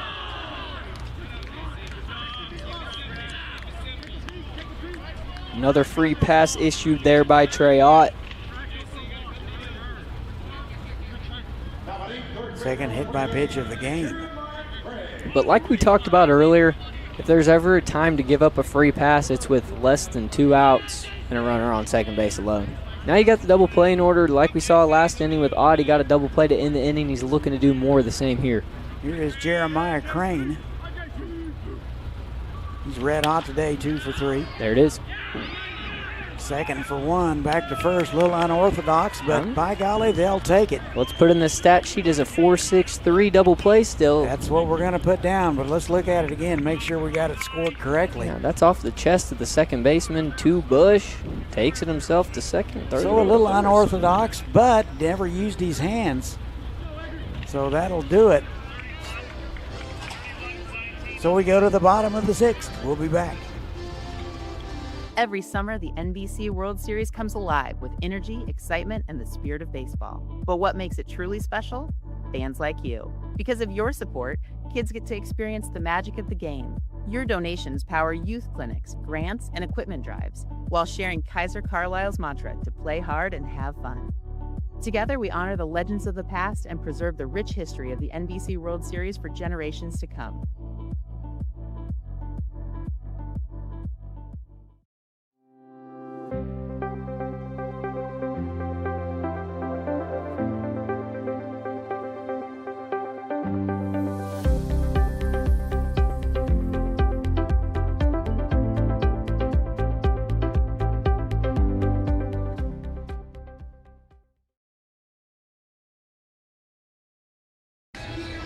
Welcome back. We go to the home half of the 6th. New arm for the Studs.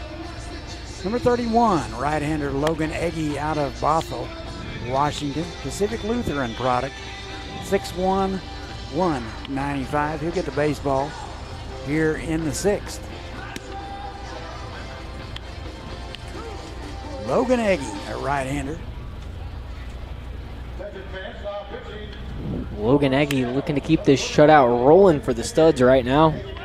Hopefully eat more than a 1 or a couple innings. Like we talked about earlier and touched on, the Studs, if they hold on to this game, will be advancing into bracket play, and you want to save that bullpen as much as you can. Absolutely. So Logan made 16 appearances at Pacific Lutheran last spring, all in relief. He was 2-2 with a 7.50 ERA. Good start for him. Strike to Cade Ross, McCullough, and Edwards, 6, 7, and 8 scheduled for the Lookouts. That is in the air on the infield. Thompson, the shortstop, making the call and the play for out number 1. And that'll settle you in quickly if you're Egge getting a second pitch out, pop up to the infield. Another thing about Egge, the fact that he had 4 decisions while only coming out of the bullpen in spring season shows he's used to throwing leverage innings for sure. Absolutely. Coop Wygand, the final numbers for him, he worked 5 innings, 4 hits, no runs, a couple of walks, and 6 strikeouts. Pretty good outing. Stands to win it. Great outing by Cooper. Stay this way. McCullough 0 for 2 today. And he's ahead in the count, 2 balls and no strikes. Coop worked out of a lot of jams to throw up 5 zeros in a row. Really impressive performance out of the starting pitcher for the Studs. It's in there for a strike, 2-1. And the reason I like the Studs going to Egge after Coop is because look at that arm slot. You go from sidearm to, that's 12 o'clock right there. He's completely over the top. 2 completely different looks. 2 balls and a strike, so there's going to be an adjustment, is what you're saying. Oh, absolutely. Because Egge, with his arm slot, he's going to create a lot of ride when you had Coop from his arm slot creating a lot of sink and run. That is in the air to right field. He won't get it. That's going to be extra bases. And around first into second is Aiden McCullough, his first knock of the evening. And it's a double.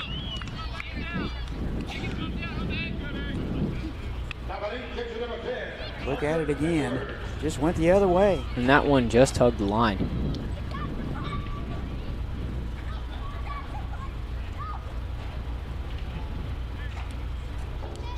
So they're going to talk to Aggie just a little bit. I think that meeting right there is what sign do you want to go off with a runner on second base. That could be what that is. Every pitcher likes it a little bit different, especially when you're playing summer ball. You don't play with these guys all the time. A lot of guys get added to rosters for the NBC World Series.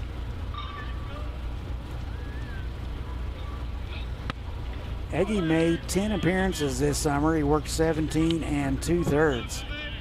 He was 3-0. Gave up 14 hits, 6 runs, 5 of which were earned. Struck out 21, walked 10, and had an ERA of 2.54. And opponents get 222 against him. Super, super impressive summer. Very nice numbers for the summer.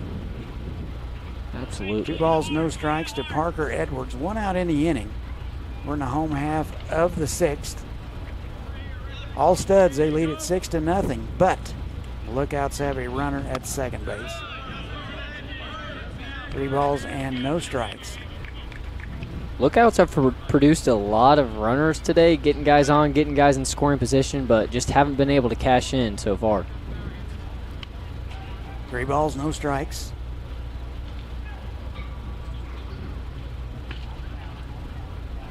And a pitch. In there for a strike. Nice fastball at 87. We'll see if he can climb the ladder, come all the way back. So Aggie trying to get healthy here in the 6th. And the 3-1 on the ground right side. Copeland up with it himself. He'll win the race. Edwards laid on that fastball in a hitter's count. Shows that Aggie's fastball can get right up on you with that 12 o'clock arm slot and ride. So 2 outs now in the inning. It's Luke Stout. He's 1 for 2 today. If there was ever a time to cash in a run for the Lookouts, it's right now here with 2 outs and a runner on third base.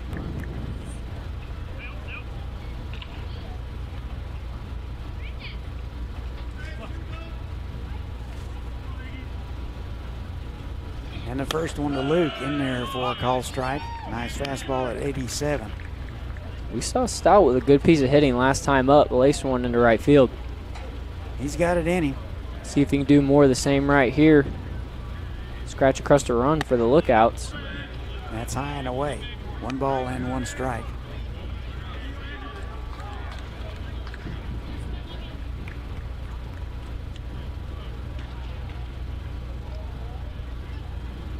And a 1-1. Back to the box. Caught by Logan Aggie. Oh my goodness. Either catches that or it kills him. That's what I like to call, look what I found right there. So that ball was absolutely blistered right back where it came from. Braces for it, finds a way in his glove. That's a great play there by Aggie to end the inning. Fantastic play. Lookouts will strand 1. We've played 6. All Studs, 6-0. You're watching the NBC World Series. At Evergy, we're focused not just on what we power, but on who we power, right here in our community. We provide payment assistance to our neighbors who need it. Invest in organizations and people, creating opportunity for all to benefit.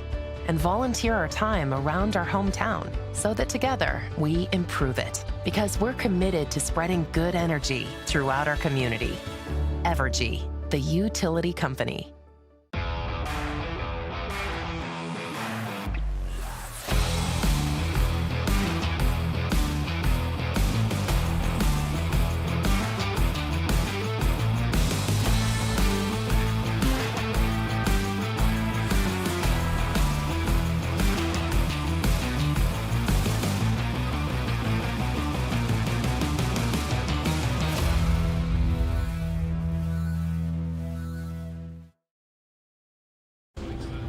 Lookout strand 1 in the bottom of the 6th. We go to the top of the 7th. All Studs 6-0. New pitcher for the Lookout, Isaac Garza.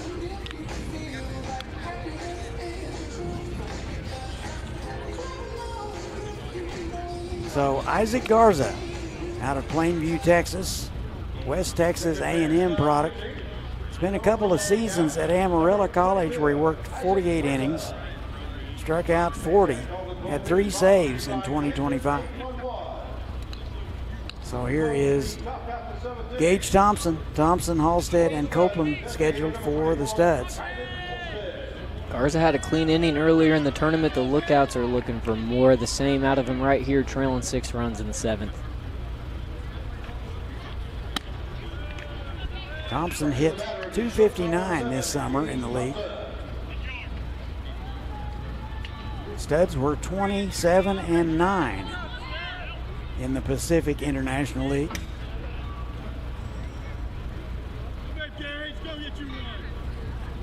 And the pitch swung through and missed. Garza's got a weird delivery. We were talking about herky-jerky earlier. He's kind of the definition of herky-jerky. Point A to point B. No balls and a strike to Gage. 0 for 2 with a walk and a run scored. Held up on that. They're going to ask if he win. He did not. See, if I'm Garza and I get a bite like that on a pitch that misses by that, I'm probably going back to it. I'm trying to find the zone with that pitch. 2 balls and a strike. So as a pitcher, you're always learning. Yeah, you're trying to find your next pitch based off what you see with the hitter a lot of the times. That just misses. Count goes to 3-1. Like, I like this spot right here to spin something in there. 3 balls and a strike. And a nice fastball at 86 on the inner half. It's 3-2. Big time challenge pitch right here. Got to go right at the shortstop, Gage Thompson. And the 3-2. He punched him out. And a good start for Isaac Garza. And see, that's what I'm talking about right there. You go full count and you spin something in there like that. Yeah, it's right down the middle. See, as a hitter, you're probably sitting on a heater right there. You see something start at the top of the zone, you're leaving it up there, and it spins right in there for strike number 3. Here is Kalen Halstead. Pretty good numbers this past summer. He hit .330. Picked up his first base hit of the World Series in the 5th with an RBI single. 1 ball and no strikes to Kalen. Halstead's definitely a guy that the Studs want to get going right now. Big time for him in the regular season. Bracket play coming up. You want your designated hitter to start seeing it well going into that. 1 ball and 1 strike to Halstead. Actually, he's 1 for 2 today. Popped up right side. Osborne foul ground. He will get it for out number 2.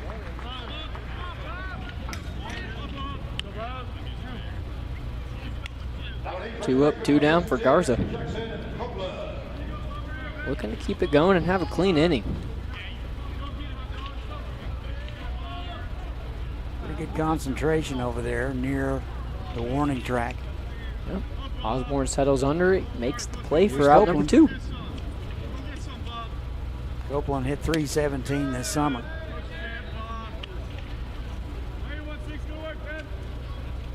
One ball and no strikes. Copeland having a day today. He is 2 for 2 with a sacrifice. That's on the ground left side. Bush up with it over to first, and he'll get him by a step. And the Studs go quietly in order. We have played 6.5. Studs lead at 6-0. You're watching the NBC World Series. Bush is putting on a display defensively. At Evergy, we're focused not just on what we power, but on who we power, right here in our community. We provide payment assistance to our neighbors who need it. Invest in organizations and people, creating opportunity for all to benefit. And volunteer our time around our hometown so that together we improve it. Because we're committed to spreading good energy throughout our community. Evergy, the utility company.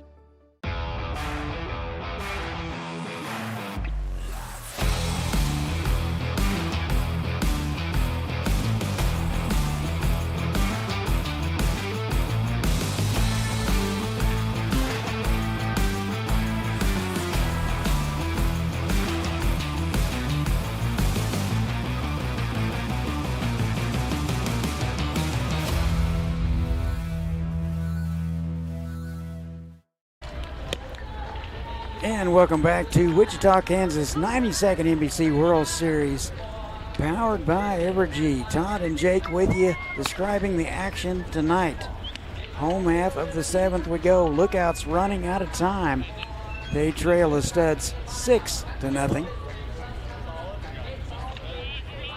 So Logan Egge back out for his second inning work. He ended the 6th inning with a line drive right back at him that ended up right in his glove. 6, 7, and 8 scheduled for the Lookouts. Ross, McCullough, and Edwards. Ross takes strike 1. Ross 0 for 3 today. And the pitch to him is high and away. Ball 1. 1 ball and 1 strike.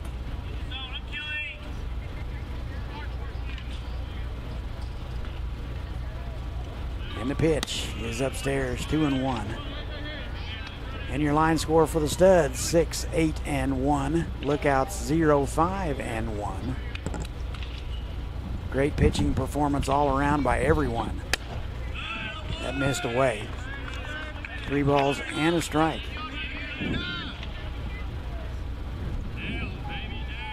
If you're the Lookouts here, you're trying to get deep in counts and find any way on base. Down to your last 9 outs.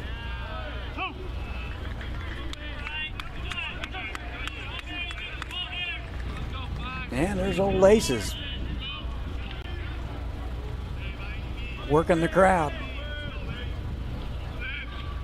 And Kilgore bounces 1 foul. Count 3-2. Kilgore, Zeters, and Taylor. Kilgore doing a good job of working the count right here.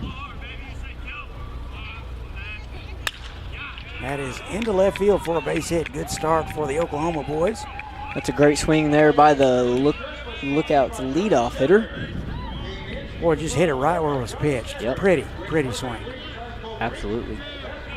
There's something about a pretty left-handed swing. It really is. Definitely better than a pretty right-handed swing. Will Clark comes to mind. Ken Griffey Jr. Yep.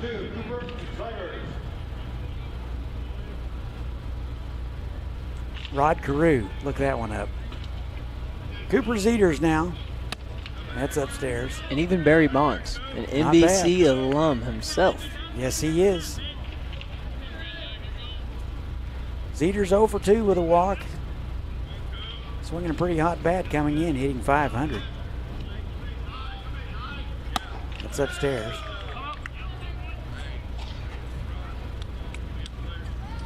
Quick little visit here.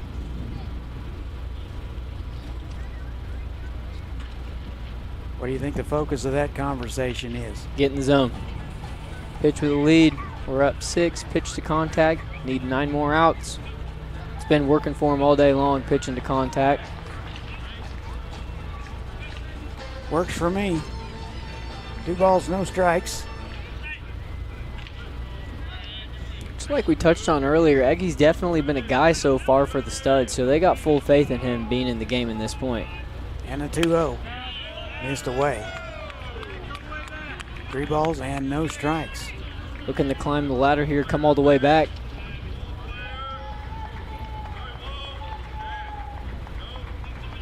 Eggy looking to get healthy, and he won't. Just like that, the Lookout's got a little something going here in the bottom of the 7th. A little momentum. 1st and 2nd, nobody out. Looks like they're going to talk about it. Looks like that may be Cody Ayton out to talk about it.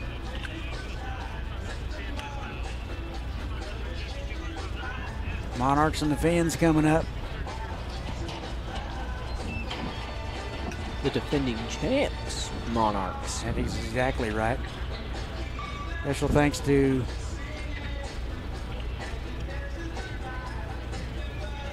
Kim Blackham for bringing us the stats. I know prepared by Carp. Steve Carpenter knows everything about the Monarchs. He was either there when it happened, recorded it, wrote it down. So if you want to know anything about the Monarchs, Steve Carpenter's your man. So we will get this information on to I believe Frank is calling the next game. We'll get that to him. Promise. Here is Carson Taylor. All right, got to have up for the Lookouts. We talked about it earlier. Taylor's had a great game to this point.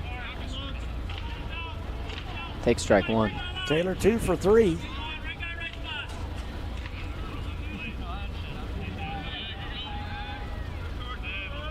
No balls and a strike. Nobody out. That missed. That's fouled away.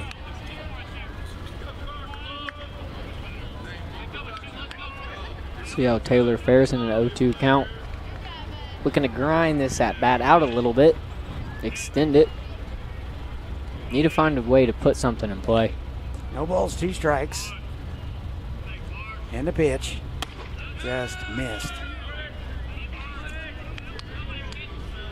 Not a bad spot for an 0-2 fastball at all. Eggy in full position right here against Taylor.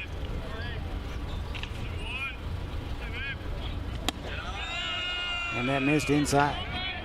Another off-speed misses. Now we're even 2-2.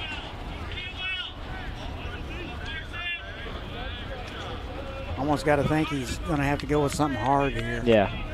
You got a challenge right here. We talked about it. 2 balls, 2 strikes. Not the time or place for a free pass, and now we go from 0-2 to full count. So a good AB for Carson Taylor.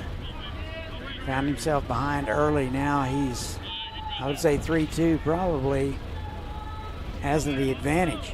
I would agree. You battle back, and in a bat like this, now you can sit on something. And the 3-2, he'll watch it.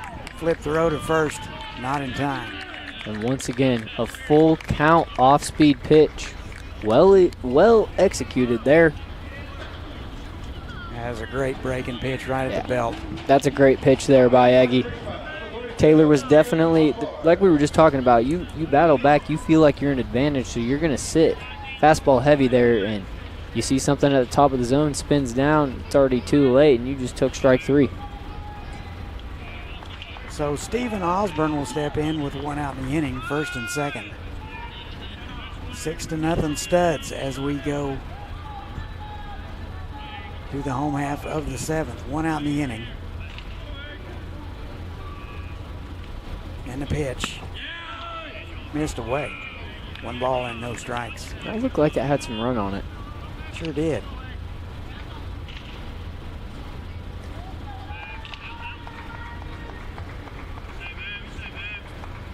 One ball and no strikes. Osborne 0 for 2. It's hit by a pitch in the 5th. 2 balls and no strikes.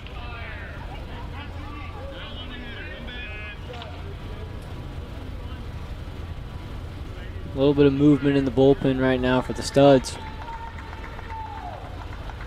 And a 2-0. High. 3 balls and no strikes.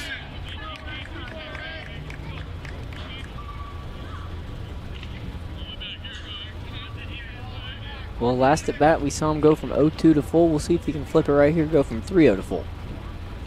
Work this at bat a little bit. To get healthy, it's going to be loaded.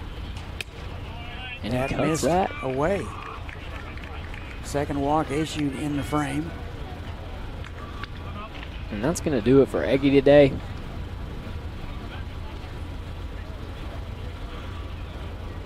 So Barry out of the dugout. We will see what they come up with. Looks like he has taken the baseball, and that will do it. This call to the bullpen brought to you by Kansas 811. Whether you're planting a tree, building a fence, or starting your next project, always call 811 before you dig. Studs go to the pen. We'll tell you all about the new guy. We'll take a break. We'll be right back. Hey, howdy ho, neighbor! Request to locate, huh? I think I know what I'm doing.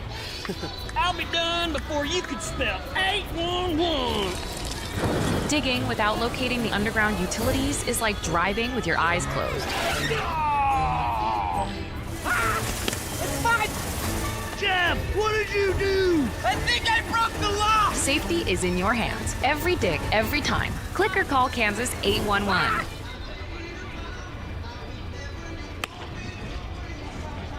New arm for the Studs.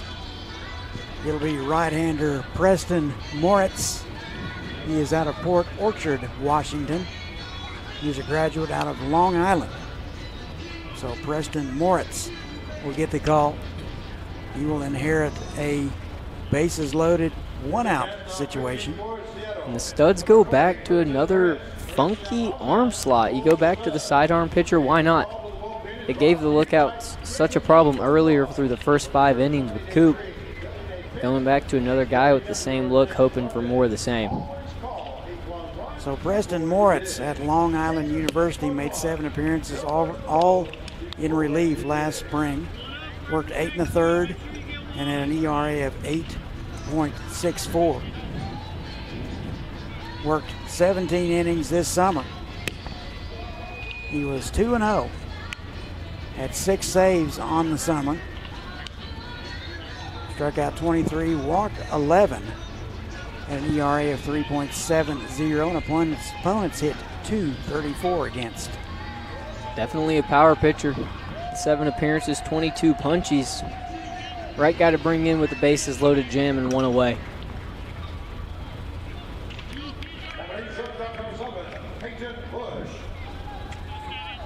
Especially up against a righty. Like we talked about earlier, this arm slot's hard to handle, righty-righty matchup. So the first one to Peyton Bush is on the ground, right side. Second for 1, back to first. Studs turn it, and the Lookouts have been turned away here in the bottom of the 7th. We go to the 8th, 6-0 Studs. You're watching the NBC World Series.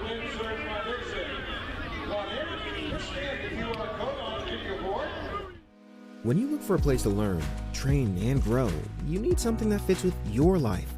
At Butler Community College, we want you to reach your goals in the most affordable way possible. That's why we keep our tuition rates low, so you don't have to stress about your future.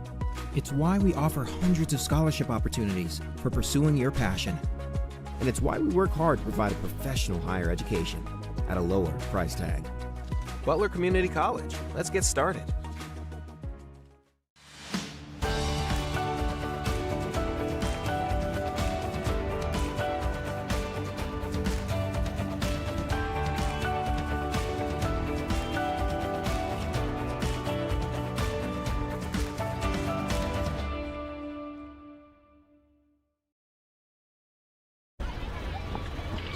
Top of the 8th we go. Lookouts strand them loaded. So the Studs will have the bottom third of the order. They lead it 6-0. Ringrose, Fernandez, and Sparrow expected. Isaac Garza out for his second full inning of work. He faced a minimum in the 7th. Garza's thrown 11 pitches, 6 for strikes, so he's pounding the zone early, Jake. So look at that sign. Looked like something out of MASH, like they had back in the old MASH episodes with the mileages. That's pretty neat. That's very pretty creative. Cool. I like that. I'm a fan. There got to be a sign up there with the 18 miles to my house. Here is Tristan Ringrose. First pitch swinging into center field. That'll get down for a base hit. So Ringrose picks up base hit number 2 of the day. Just got the barrel head out in front. Able to place that one right in front of the center fielder for a lead-off single. And you know that swing was probably 75%. Yeah, definitely. Didn't get all of it, but that's a simple swing. That's a good piece of hitting. Here is Joel Fernandez, first pitch swinging as well. That is into left field. So he gets a much-needed base hit. He is now 1 for 4. That's got to feel good if you're Fernandez to get that out of the way right there. And if you're Isaac Garza, you're just looking to keep going and give your team a chance. Here is Ryan Sparrow.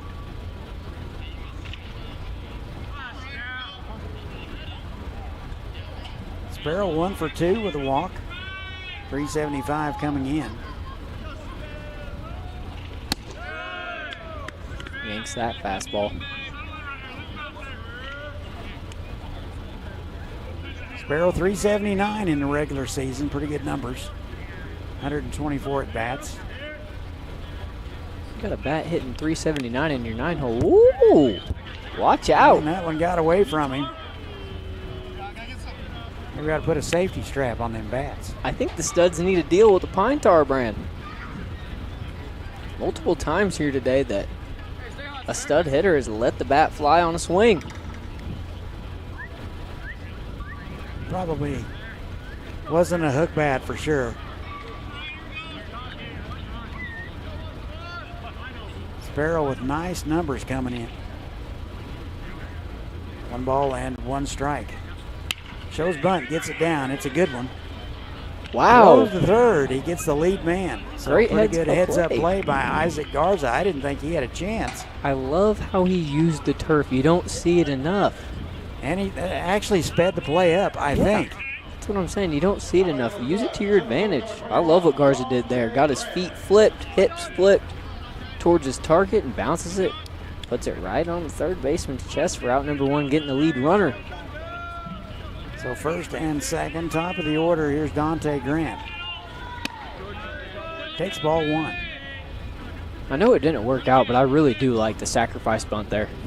It's a good time for it. Absolutely. I think if it's a couple of feet right or left, he has to go to first base. Yeah, totally. I mean, most pitchers are going to first base there. That's a great heads-up play by Garza. He's battling out there, trying to find a way out of the 8th inning after giving up back-to-back singles to start the inning. Grant 1 for 2 with a walk and a sacrifice. Singled in the first, been quiet ever since. Did walk and score in the 5th. 3 balls and no strikes. Yep, Garza finds himself way behind here to Dante Grant.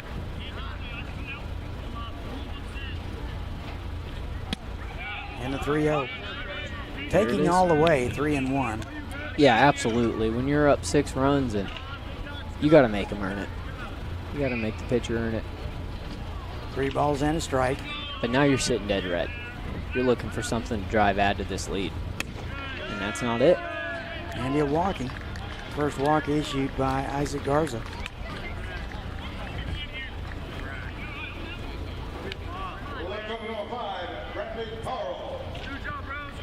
Yeah. He has sailed on him. 3-1 count at this point in the game. You got to challenge. You got to get in the zone one way or another.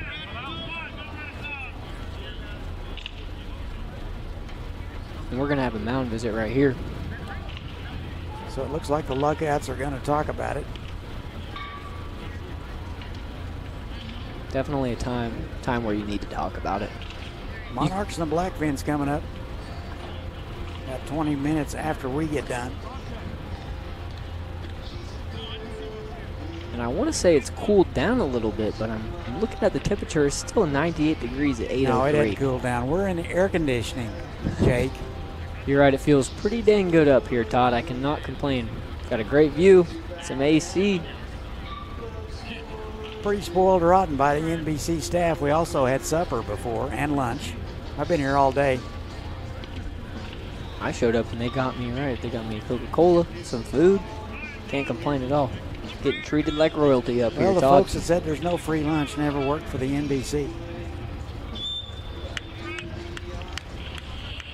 1 out in the inning, bases loaded. Bradley Carl at the plate. Looking to force something in play right here if you're Garza. No open base anymore. You got to attack. Carl red hot in the summer. He hit 378. Another great bat for the Studs. Just go down the line and the averages are pretty unreal. Like we were talking about it earlier, 1 through 9 in college baseball, the team batting averages. But once you go to summer ball and you make that transition to wood, you see guys struggle. And the Studs, a lot of guys haven't struggled throughout the summer. Yeah, I'm just looking here. 7 guys on their roster hit over 300 this summer. That's amazing. That is tremendous numbers. That's the reason why they won their league, and they're at NBC for sure. And they do it every single summer. They get the best of the best, the cream of the crop. 1 ball, 1 strike. That missed away.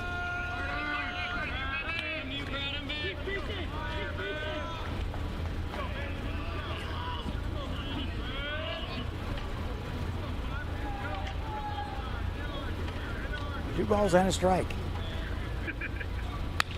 Swung through it. Looks like he took a little off, Jay. Yeah, that's one of those changeups you go to when you're a right-handed pitcher facing a lefty, something that's going to run away, take something off, get a swing just like that. Now you can go off of that. You can go fastball out. You can even go curveball, put something back foot here. He revs it up. 3 balls and 2 strikes. So is there anything to changing that eye level? And that looks like what he was trying to do. Yeah, I mean, right there, personally, if you're 2-2 with bases loaded, I don't think you can take a pitch off and try to change eye level, but there it is. And the 3-2 is taken for a call strike, 2 outs in the inning, a much needed punch out. How about Garza? 3-2. Goes back away. Door. Back door. Love that pitch right there. Right on the corner. Now you put yourself in a position that you just need 1 out to get out of this jam. Give your team a chance. Here is Jeremiah Crane. .340 this summer, Jake. Gosh, there's a reason why he's hitting in the 3-hole. One of the studs on the studs. He's having a great day today. 2 for 4 with an RBI and a run scored. 2 for 4, 2 runs produced with the RBI and the run scored. Big contributor for the 6 runs. No balls and a strike. That is in the air to right field. Stout going back. He won't get it. And that's going to add be off the day. wall. 2 runs will score at least. And 3 runs will score. How about you, Jeremiah Crane? Clears the bases with a 3-run RBI double. Make that a 3 for 5 day for Crane, producing 5 of the 9 runs so far for the Studs. Have yourself a day, kid. So now 9-0. Garza was so close. Got to be a candidate for player of the game somewhere along the line. Oh, absolutely. Just advocate for him a little bit. Here's Gage Thompson. In there for a call strike. Garza was really close. He's battling. He came in here. He came in the 7th inning. He's absolutely battled. Got to find a way to stop the bleeding and get out of this right now. No balls and a strike. Quickly 0-2. Thompson hitless today. Walked and scored in the 5th.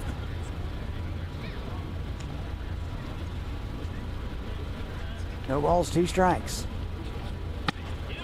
In there for a call strike. Thompson will watch it, and that'll do it. But 3-run score in the frame. Our new score, Studs 9, and the Lookouts nothing. We go to the bottom of the 8th.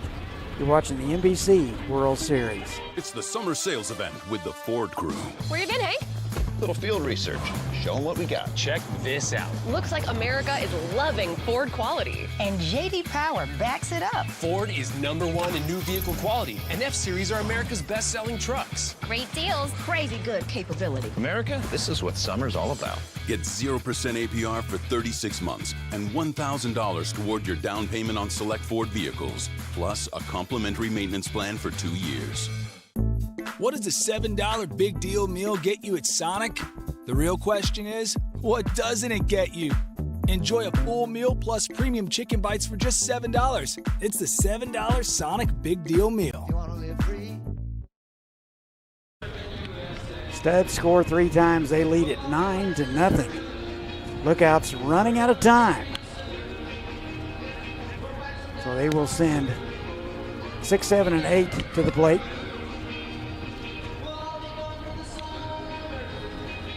The Lookouts definitely have the feeling that their NBC World Series run has came to an early finish for them. Got 6 outs remaining, chasing 9 runs. Not feeling great.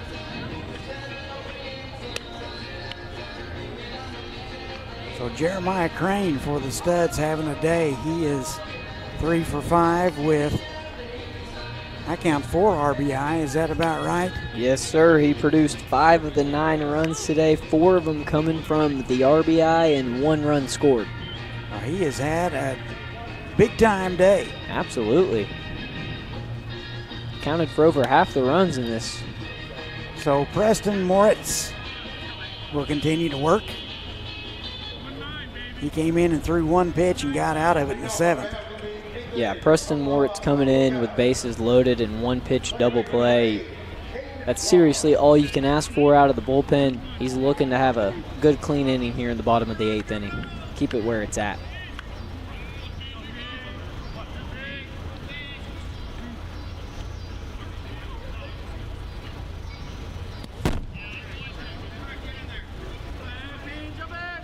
So 1 ball and no strikes to Cade Ross.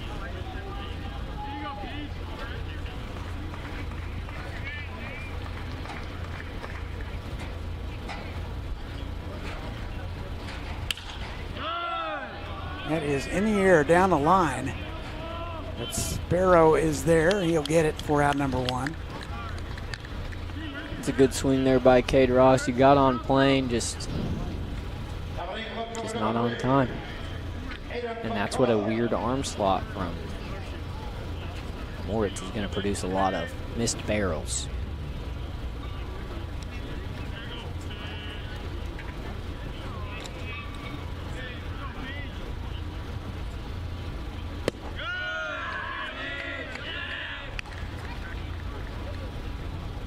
No balls and a strike to Aiden McCullough.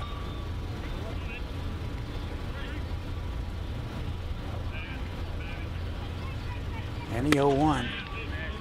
Missed inside. 1 ball and 1 strike.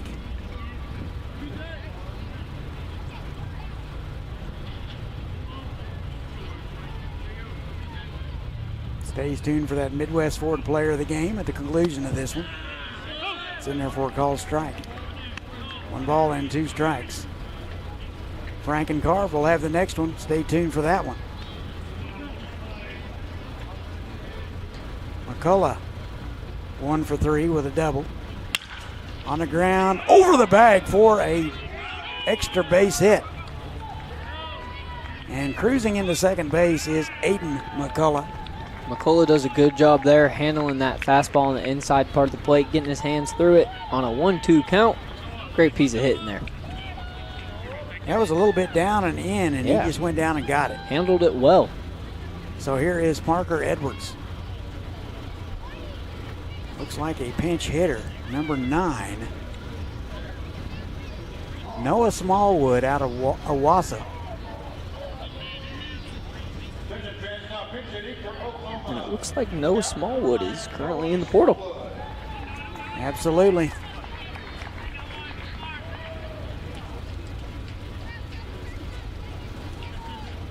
And the first pitch to Noah. Missed inside.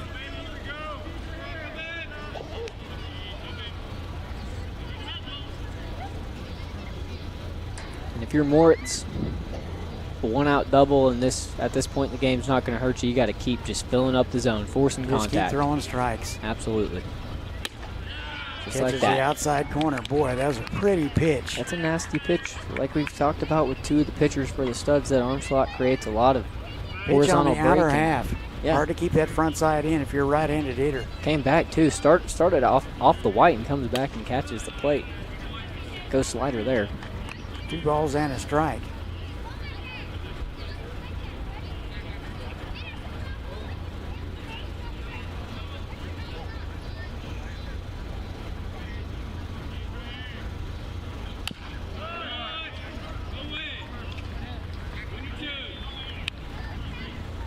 Foul ball is going to even up the count 2-2. Moritz with another well-placed fastball. Doing a good job of getting in on these righties.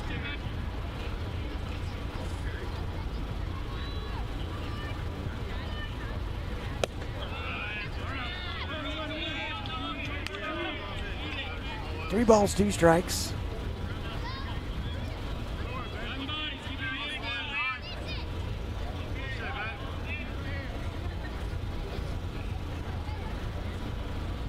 And the 3-2 missed away. He'll walk him.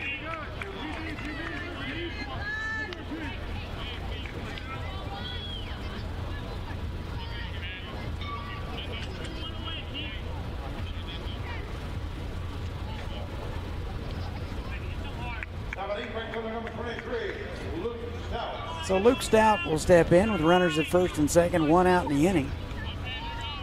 9-0 Studs here in the bottom of the 8th. And the pitch.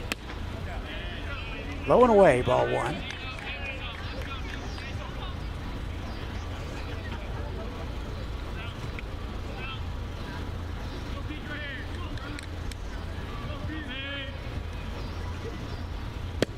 And that missed away. 2 balls, no strikes.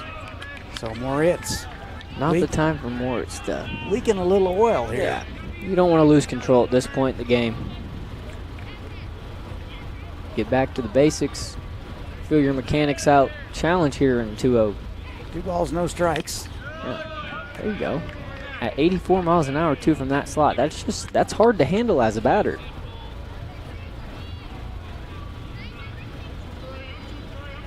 Two and one out in the inning, first and second.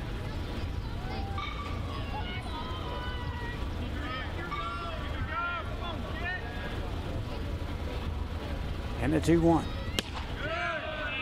Missed away. Just misses. Minor adjustment.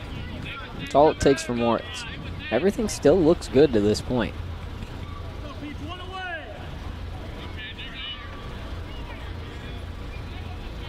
Three and one. We'll see if he can get healthy. And the pitch. On the ground right side, but foul. So 3 and 2. Yep. Just replicate that. Stick with the same thing. Compete with your fastball right here. It's been working up to this point. Just need to challenge pitch in a full count. Like we talked about, not the time for free passes at all. 3 balls, 2 strikes. And the pitch. And he'll walk him. Second walk issued. That's going to load up the bases here.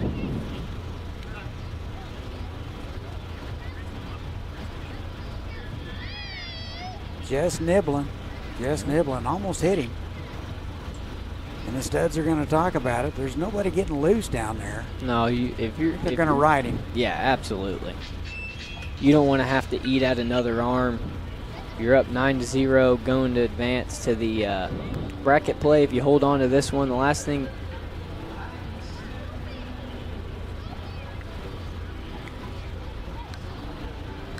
And coming up next, Monarchs and the Blackfins, defending NBC champs Hutchinson Monarchs taking on the Seattle Blackfins.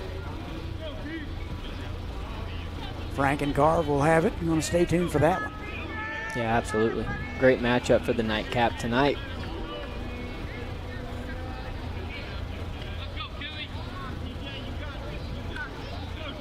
Back to the top of the order with the bases juiced.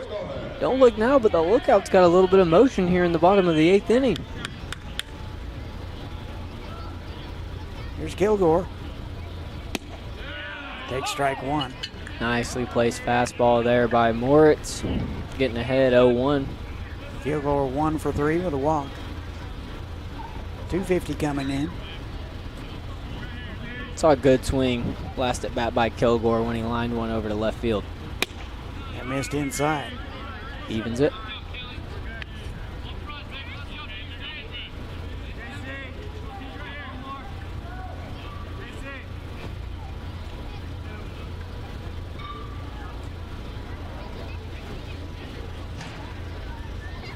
One ball, 1 strike.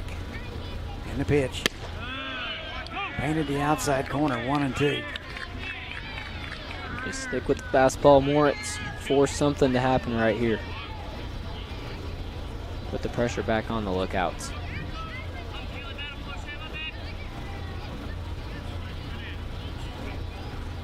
1 ball and 2 strikes.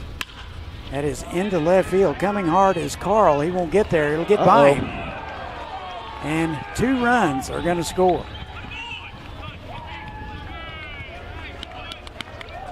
How about Kilgore? Back-to-back singles to left field. This one's going to bring in 2 runs with 1 out. That? It's a good piece of hitting right there. 2 RBI on the stroke. Yep. Just a little bleeder in there. That's all it takes sometimes. Putting the bat on the baseball. Over to third is Luke Stout. Carl has some trouble with it too, out there in left field. He sure did. I think he kind of caught him in between. Absolutely. I thought off the bat he's probably going to catch it, and if you saw the guy at third base was there to tag up, it looked like it was probably going to be more of a sacrifice fly maybe situation, even though it was shallow, but. So 9-2. And missed away. Moritz just nibbling. Yeah, all these pitchers are still competitive. Just he's tickling with the strike zone, but just missing it. And a 2-0. That is fouled away. 2 balls and a strike. Sliced foul. On playing with it right there was Zeters, designated hitter out of Eastern Oklahoma State College, JUCO. Historically a great JUCO.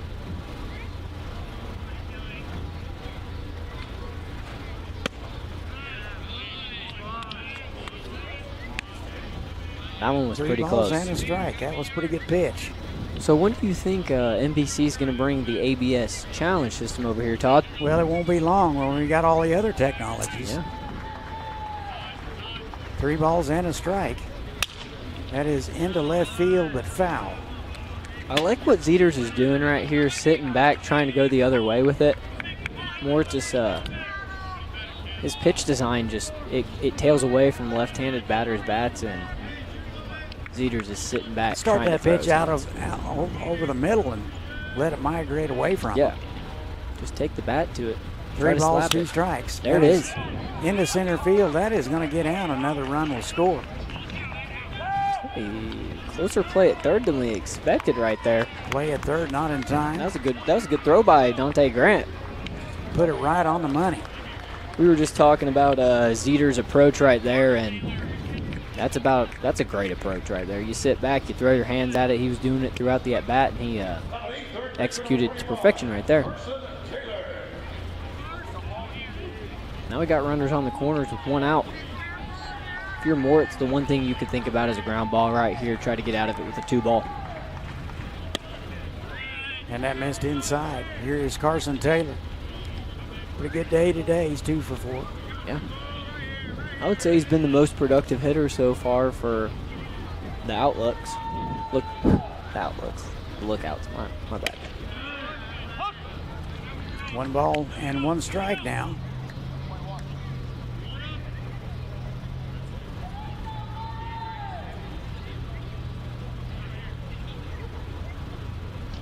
One and 1. That missed away. Goes with a slider right there. 2 balls and a strike.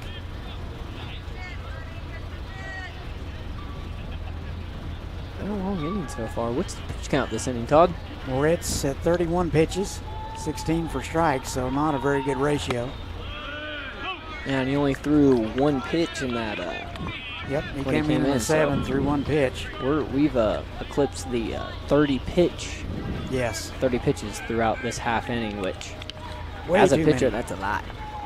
Way too many. Way too many, especially when you were pitching with a 9-0 lead. You've done a decent job. You got to make the other team beat you. Yeah, which the Lookouts are doing a better job of that in the bottom of the 8th. I would say this is the best approaches as a whole we've seen. That is through the left side for a base hit. Another run will score. Another single for the Lookouts. Putting a little something together here late in the ball game. Bottom of the 8th inning, still just 1 out. So 4 runs across here. It's a 9-4 ball game. This might get interesting. That's what I'm feeling right now, Todd.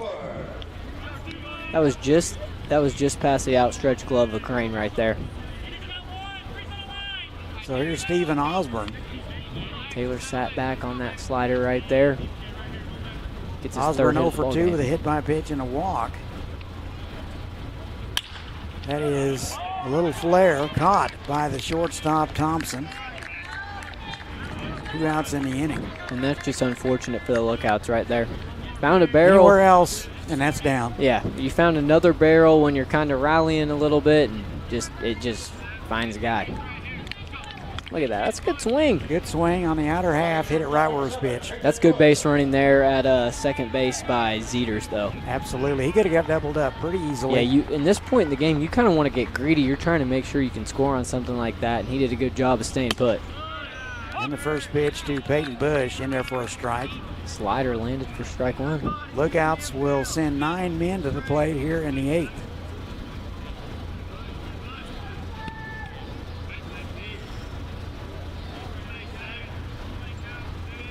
And the 0-1. Missed inside. 1 ball and 1 strike.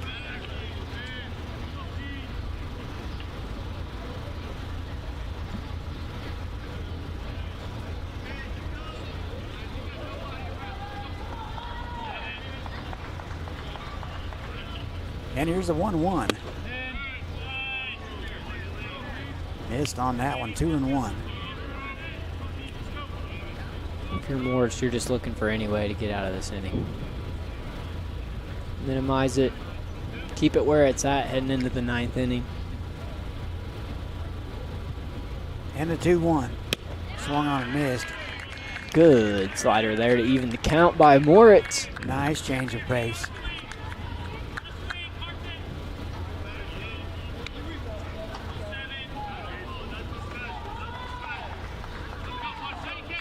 Two balls, 2 strikes, 2 outs, first and second. 4 runs across. And the pitch. Swung on and missed, he got him. And the Lookouts will send 9 men to the plate. They will score 4 times. Let's look at this on the way out. Looks like he went back to the slider there. Just a nasty slider that fell off. And that will do it for the Lookouts. 4 across, our new score. Studs 9 and the Lookouts 4. You're watching the NBC World Series. Maybe you're just installing a mailbox. Do you still need to call 811? Absolutely.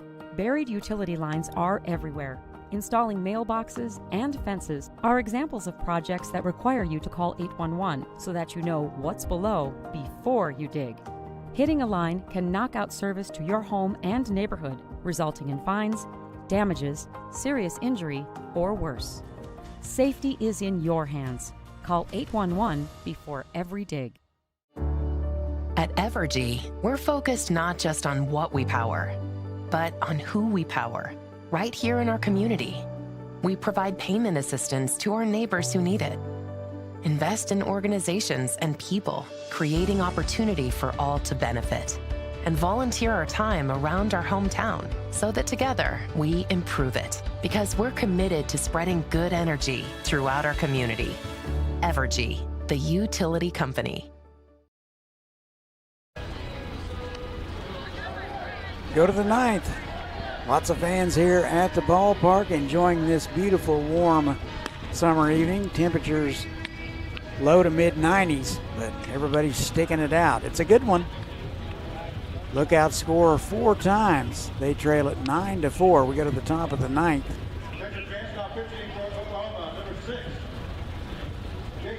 New pitcher for the Lookouts, Jace Jackson, will step in. He is out of Warner, Oklahoma. He's committed to Northeastern. Made 3 appearances at Connor State last spring. He was 1-0 with a 3.38 ERA. 5, 6, and 7, Halstead, Copeland, and Ringrose expected. We touched on it earlier. If you're Jace Jackson right here, big chance for a shutout or shutdown inning. I know you're chasing 5, but absolutely has to happen. You got to keep them. You got to keep your team where you're at this point in the ball game. Offense is feeling it now. Offense has got a little something going. Some momentum. Absolutely. So go shut them down and give yourself a chance to keep your NBC season going. That is a 4-pitch walk. Yeah, that's not what you want.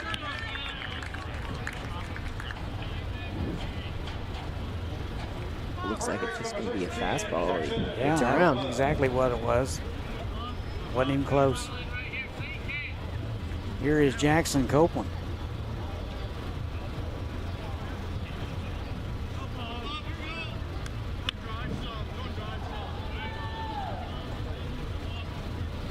And the first pitch to him. In there for a strike at the knees. No balls and a strike. Find the strike zone right there for Jace Jackson. Settle you in a little bit. Jackson Copeland having a heck of a day. 2 for 3 with 2 extra base hits.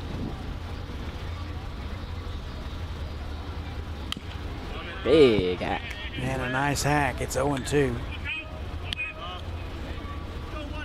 Jackson does a good job of responding. You issue a 4-pitch walk, but you go get ahead 0-2. Copeland 2 for 3, 3 RBI and a sacrifice and a run scored. No balls, 2 strikes. That's fouled away right side. Good job battling there, and that's a free souvenir for the kids chasing after it. Kids are loving it. Kids get in free here. That's how it should be.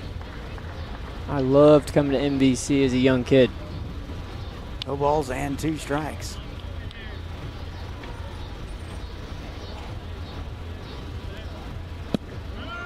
And that missed low.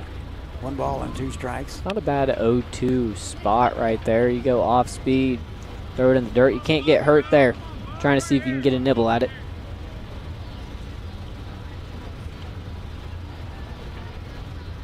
One ball and 2 strikes. And the pitch. Swung on and missed. He got him. Yes, sir. Nice cheese there by Jace Jackson. Just challenge upstairs. Yep.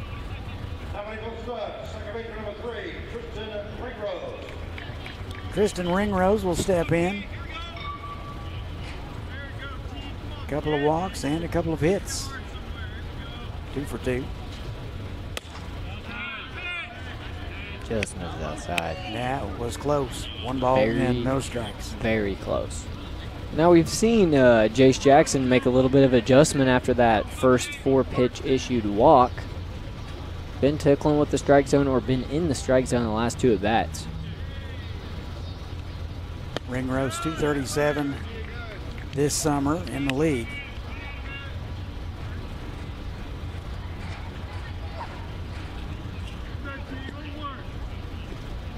Studs hit 297 as a team. That's unheard of. That's really good. Really good summer ball hitting with wood bats. Very, very impressive. Just got a piece of it. It's 2-1.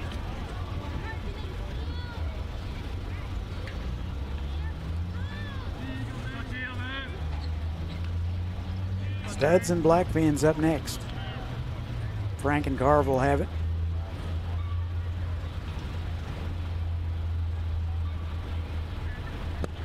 That missed low. Yeah. Got a challenge right here for Jace Jackson. 3 balls and a strike.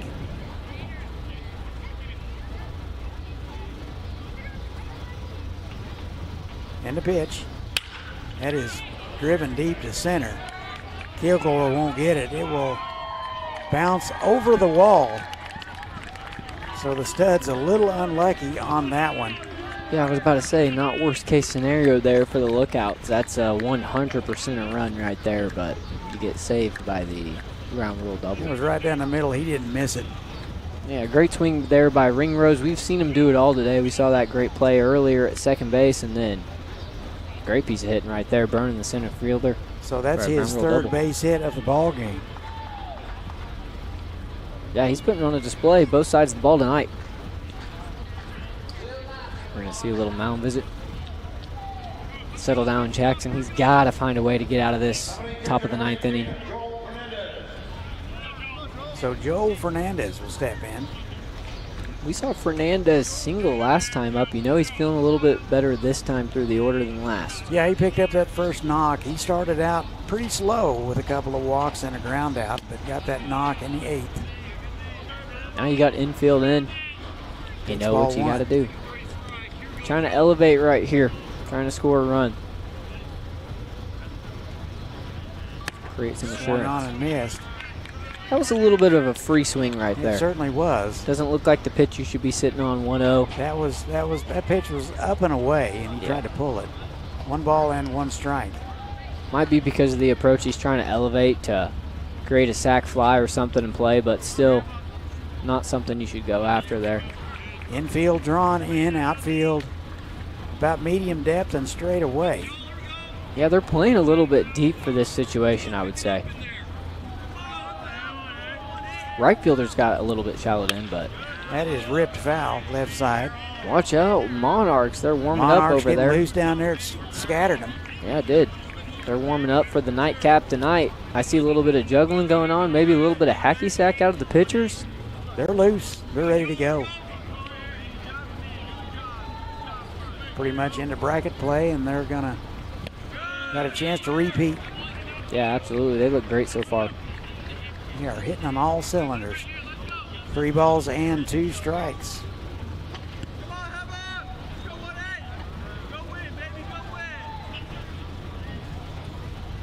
And the 3-2 on the ground. He will look the runner back, go to first, 2 outs.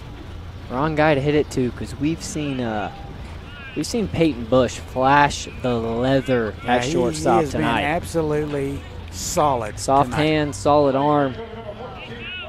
Yeah, that's a great play right there to keep the runners where they're at and get out number 2. You give Jace Jackson a chance to get out of this top of the 9th inning. So got to get by Ryan Sparrow. Yep. Stud's a right fielder. 1 for 3. That is popped up right side.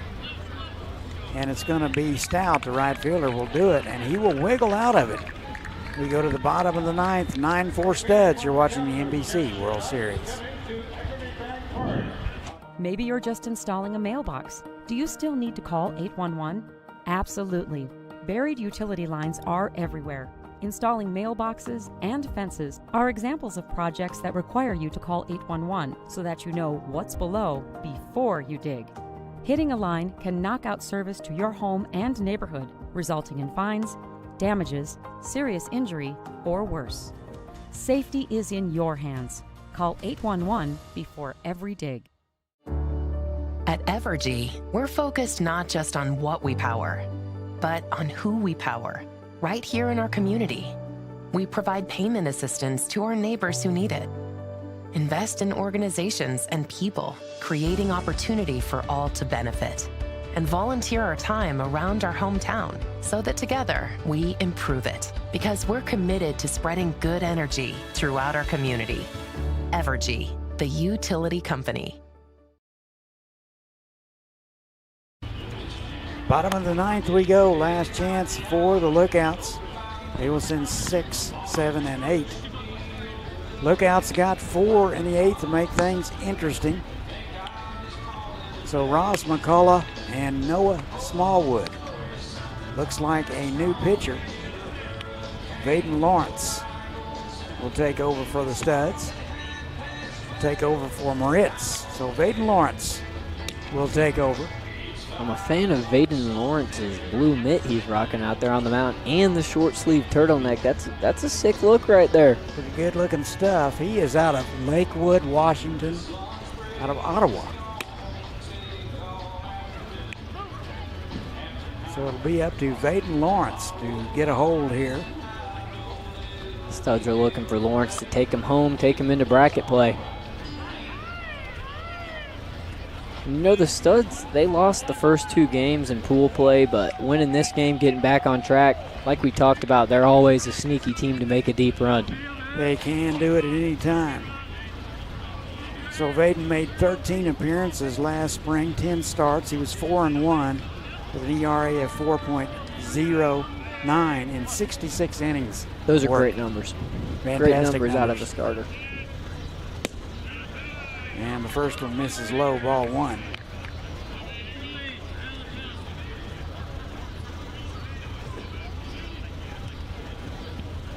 Cade Ross trying to find any way on base right here to ignite the lineup a little bit and get the offense rolling. Chasing 5, need 5 to tie, 6 to win here in the bottom of the 9th. Jake Vaden worked 48 innings this summer. Oh my gosh, that's a crazy workload for a summer season. He was 5-0. Wow. Gave up 47 hits, so he is hittable. And his ERA was 2.43, and opposing teams only hit 261 against. That screams a guy that pitches to contact. I'm not surprised the Studs like him in this spot right here. 1-2 to Cade Ross, and it hit him. Ross finds a way on, works a way on, and if you're the Lookouts, you're begging for a leadoff base runner right there, and you get it with the hit by pitch. Lookouts not done yet. Here's Aiden McCullough. 2 for 4 today, couple of doubles. Seeing it well, McCullough is tonight.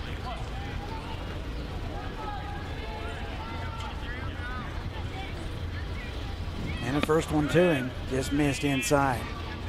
This Lookouts offense has a little bit of a different feel right now after the bottom of the 8th where they scratched 4 across. And that airmails everybody. Yeah, that was wild, real wild. He's asking for a new ball. Definitely slipped there. Yeah, definitely that ball is broken. Yeah, let's get that one out of there. Let's get it to a kid or something. So down to second on the wild pitch is Cade Ross. 9-4 Studs. Last chance. If you're McCullough, do you think McCullough has the green light right here, or do you think he tries to work it so far after seeing the first 3 pitches? Oh, I think we're taking till we get one. Yep, I would agree. 100%. 3 balls and no strikes. Absolutely. Yeah, you're probably in catch-up mode the whole bottom of the 9th inning. Might even think about strike. taking one afterwards. I don't know. 3-0, and that is a walk. We got a little something going, Todd. My goodness gracious. First and second, nobody out. Here is Noah Smallwood. Walked and scored in the 5th. He was inserted in the 8th. And now we got a little bit of something going on in the Studs bullpen right now. Might be hitting the panic button a little bit. Not a whole lot of 2. urgency, but there is some milling around. Yeah. Here is Noah Smallwood. Take strike 1. Studs just looking for Vaden Lawrence to settle in, make some minor adjustments, and find his way in the strike zone. Smallwood in the portal. Ooh. That's in the dirt. Yeah, that's going to get away from the catcher, Fernandez, right there, and the runners are going to advance into scoring position. 38 games at UCO. Drove in 25, had 5 homers, and hit .311. So he's got some power. Yeah, absolutely. Having some offensive stats like that in the MIAA, which is a great Division II conference, you know he can definitely hit a little bit. Correction, that is Cade Mills hitting for Smallwood. My apologies.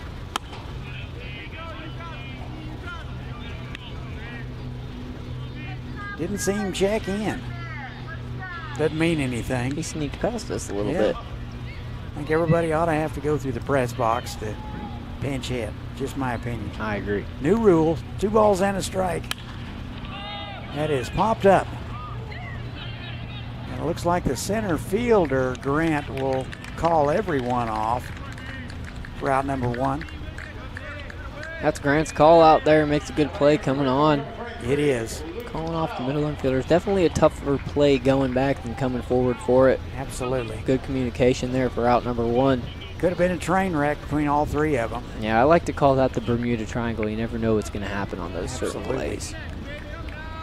Luke Stout will step in.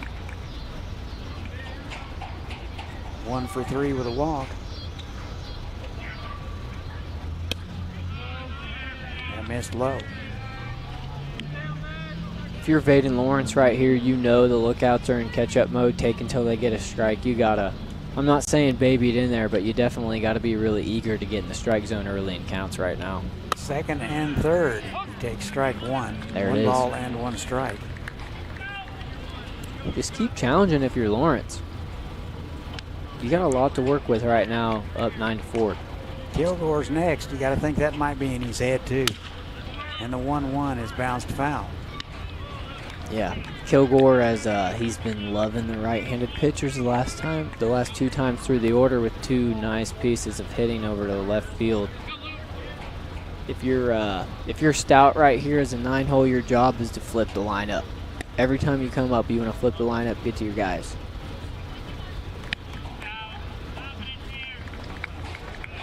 So Lawrence asked for a new baseball. And it looks like he's looking for another one. I don't think we have any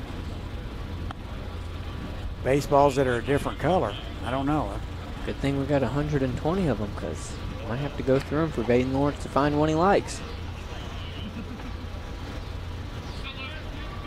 1 ball and 2 strikes, 1 out in the inning.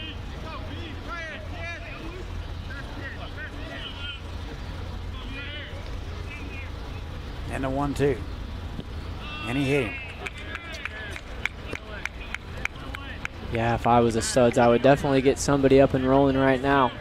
So there is a right-hander throwing. Yeah.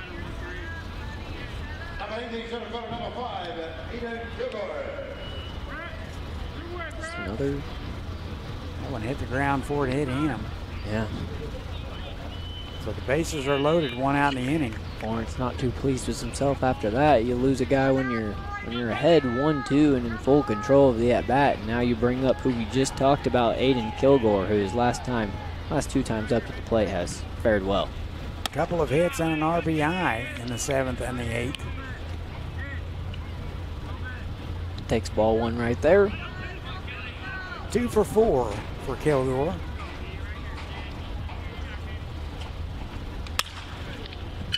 On the ground. Throw to third. He got him. Good heads-up play. A run will score. And it's a 9-5 ball game. Yep, that's an absolutely impressive play there made by Thompson. That's the only play he had. Yeah, and it's great heads up there by Crane to be on the bag there. Find a way to get the second out of the inning right there. Look out, scratch one across on the play. So here is Cooper Zeters. Zeters is playing the game of pass the torch right now. Lookout's down to their last out right now.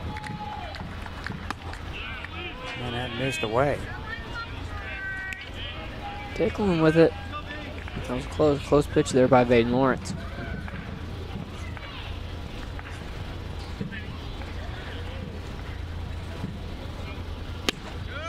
It's in there for a call strike. 2 balls and a strike. 2 outs in the inning. Lawrence trying to finish it off. 9-5 game. It's fouled back. Good hack there by Zeters. Yes, he was on time. Now it's time to grind this at-bat out, whatever it takes. We're going to see some serious plate discipline. We might see a pitch that's a couple balls off, but you're fighting. You're fighting with everything you got right now. And a 1-2. It's upstairs. It's going to even it. Catcher Fernandez wanted that one upstairs, too. He kind of stood up. Zeters extending this at bat, pitch by pitch at a time. Lookouts trying to keep their season alive. Here's the 3-2. Swung on and missed. He got him. And that is your ball game. Here is your line score for the Seattle Studs. 9 runs, 12 hits, and an error. Oklahoma Lookouts, 5 runs, 10 hits, and 1 error.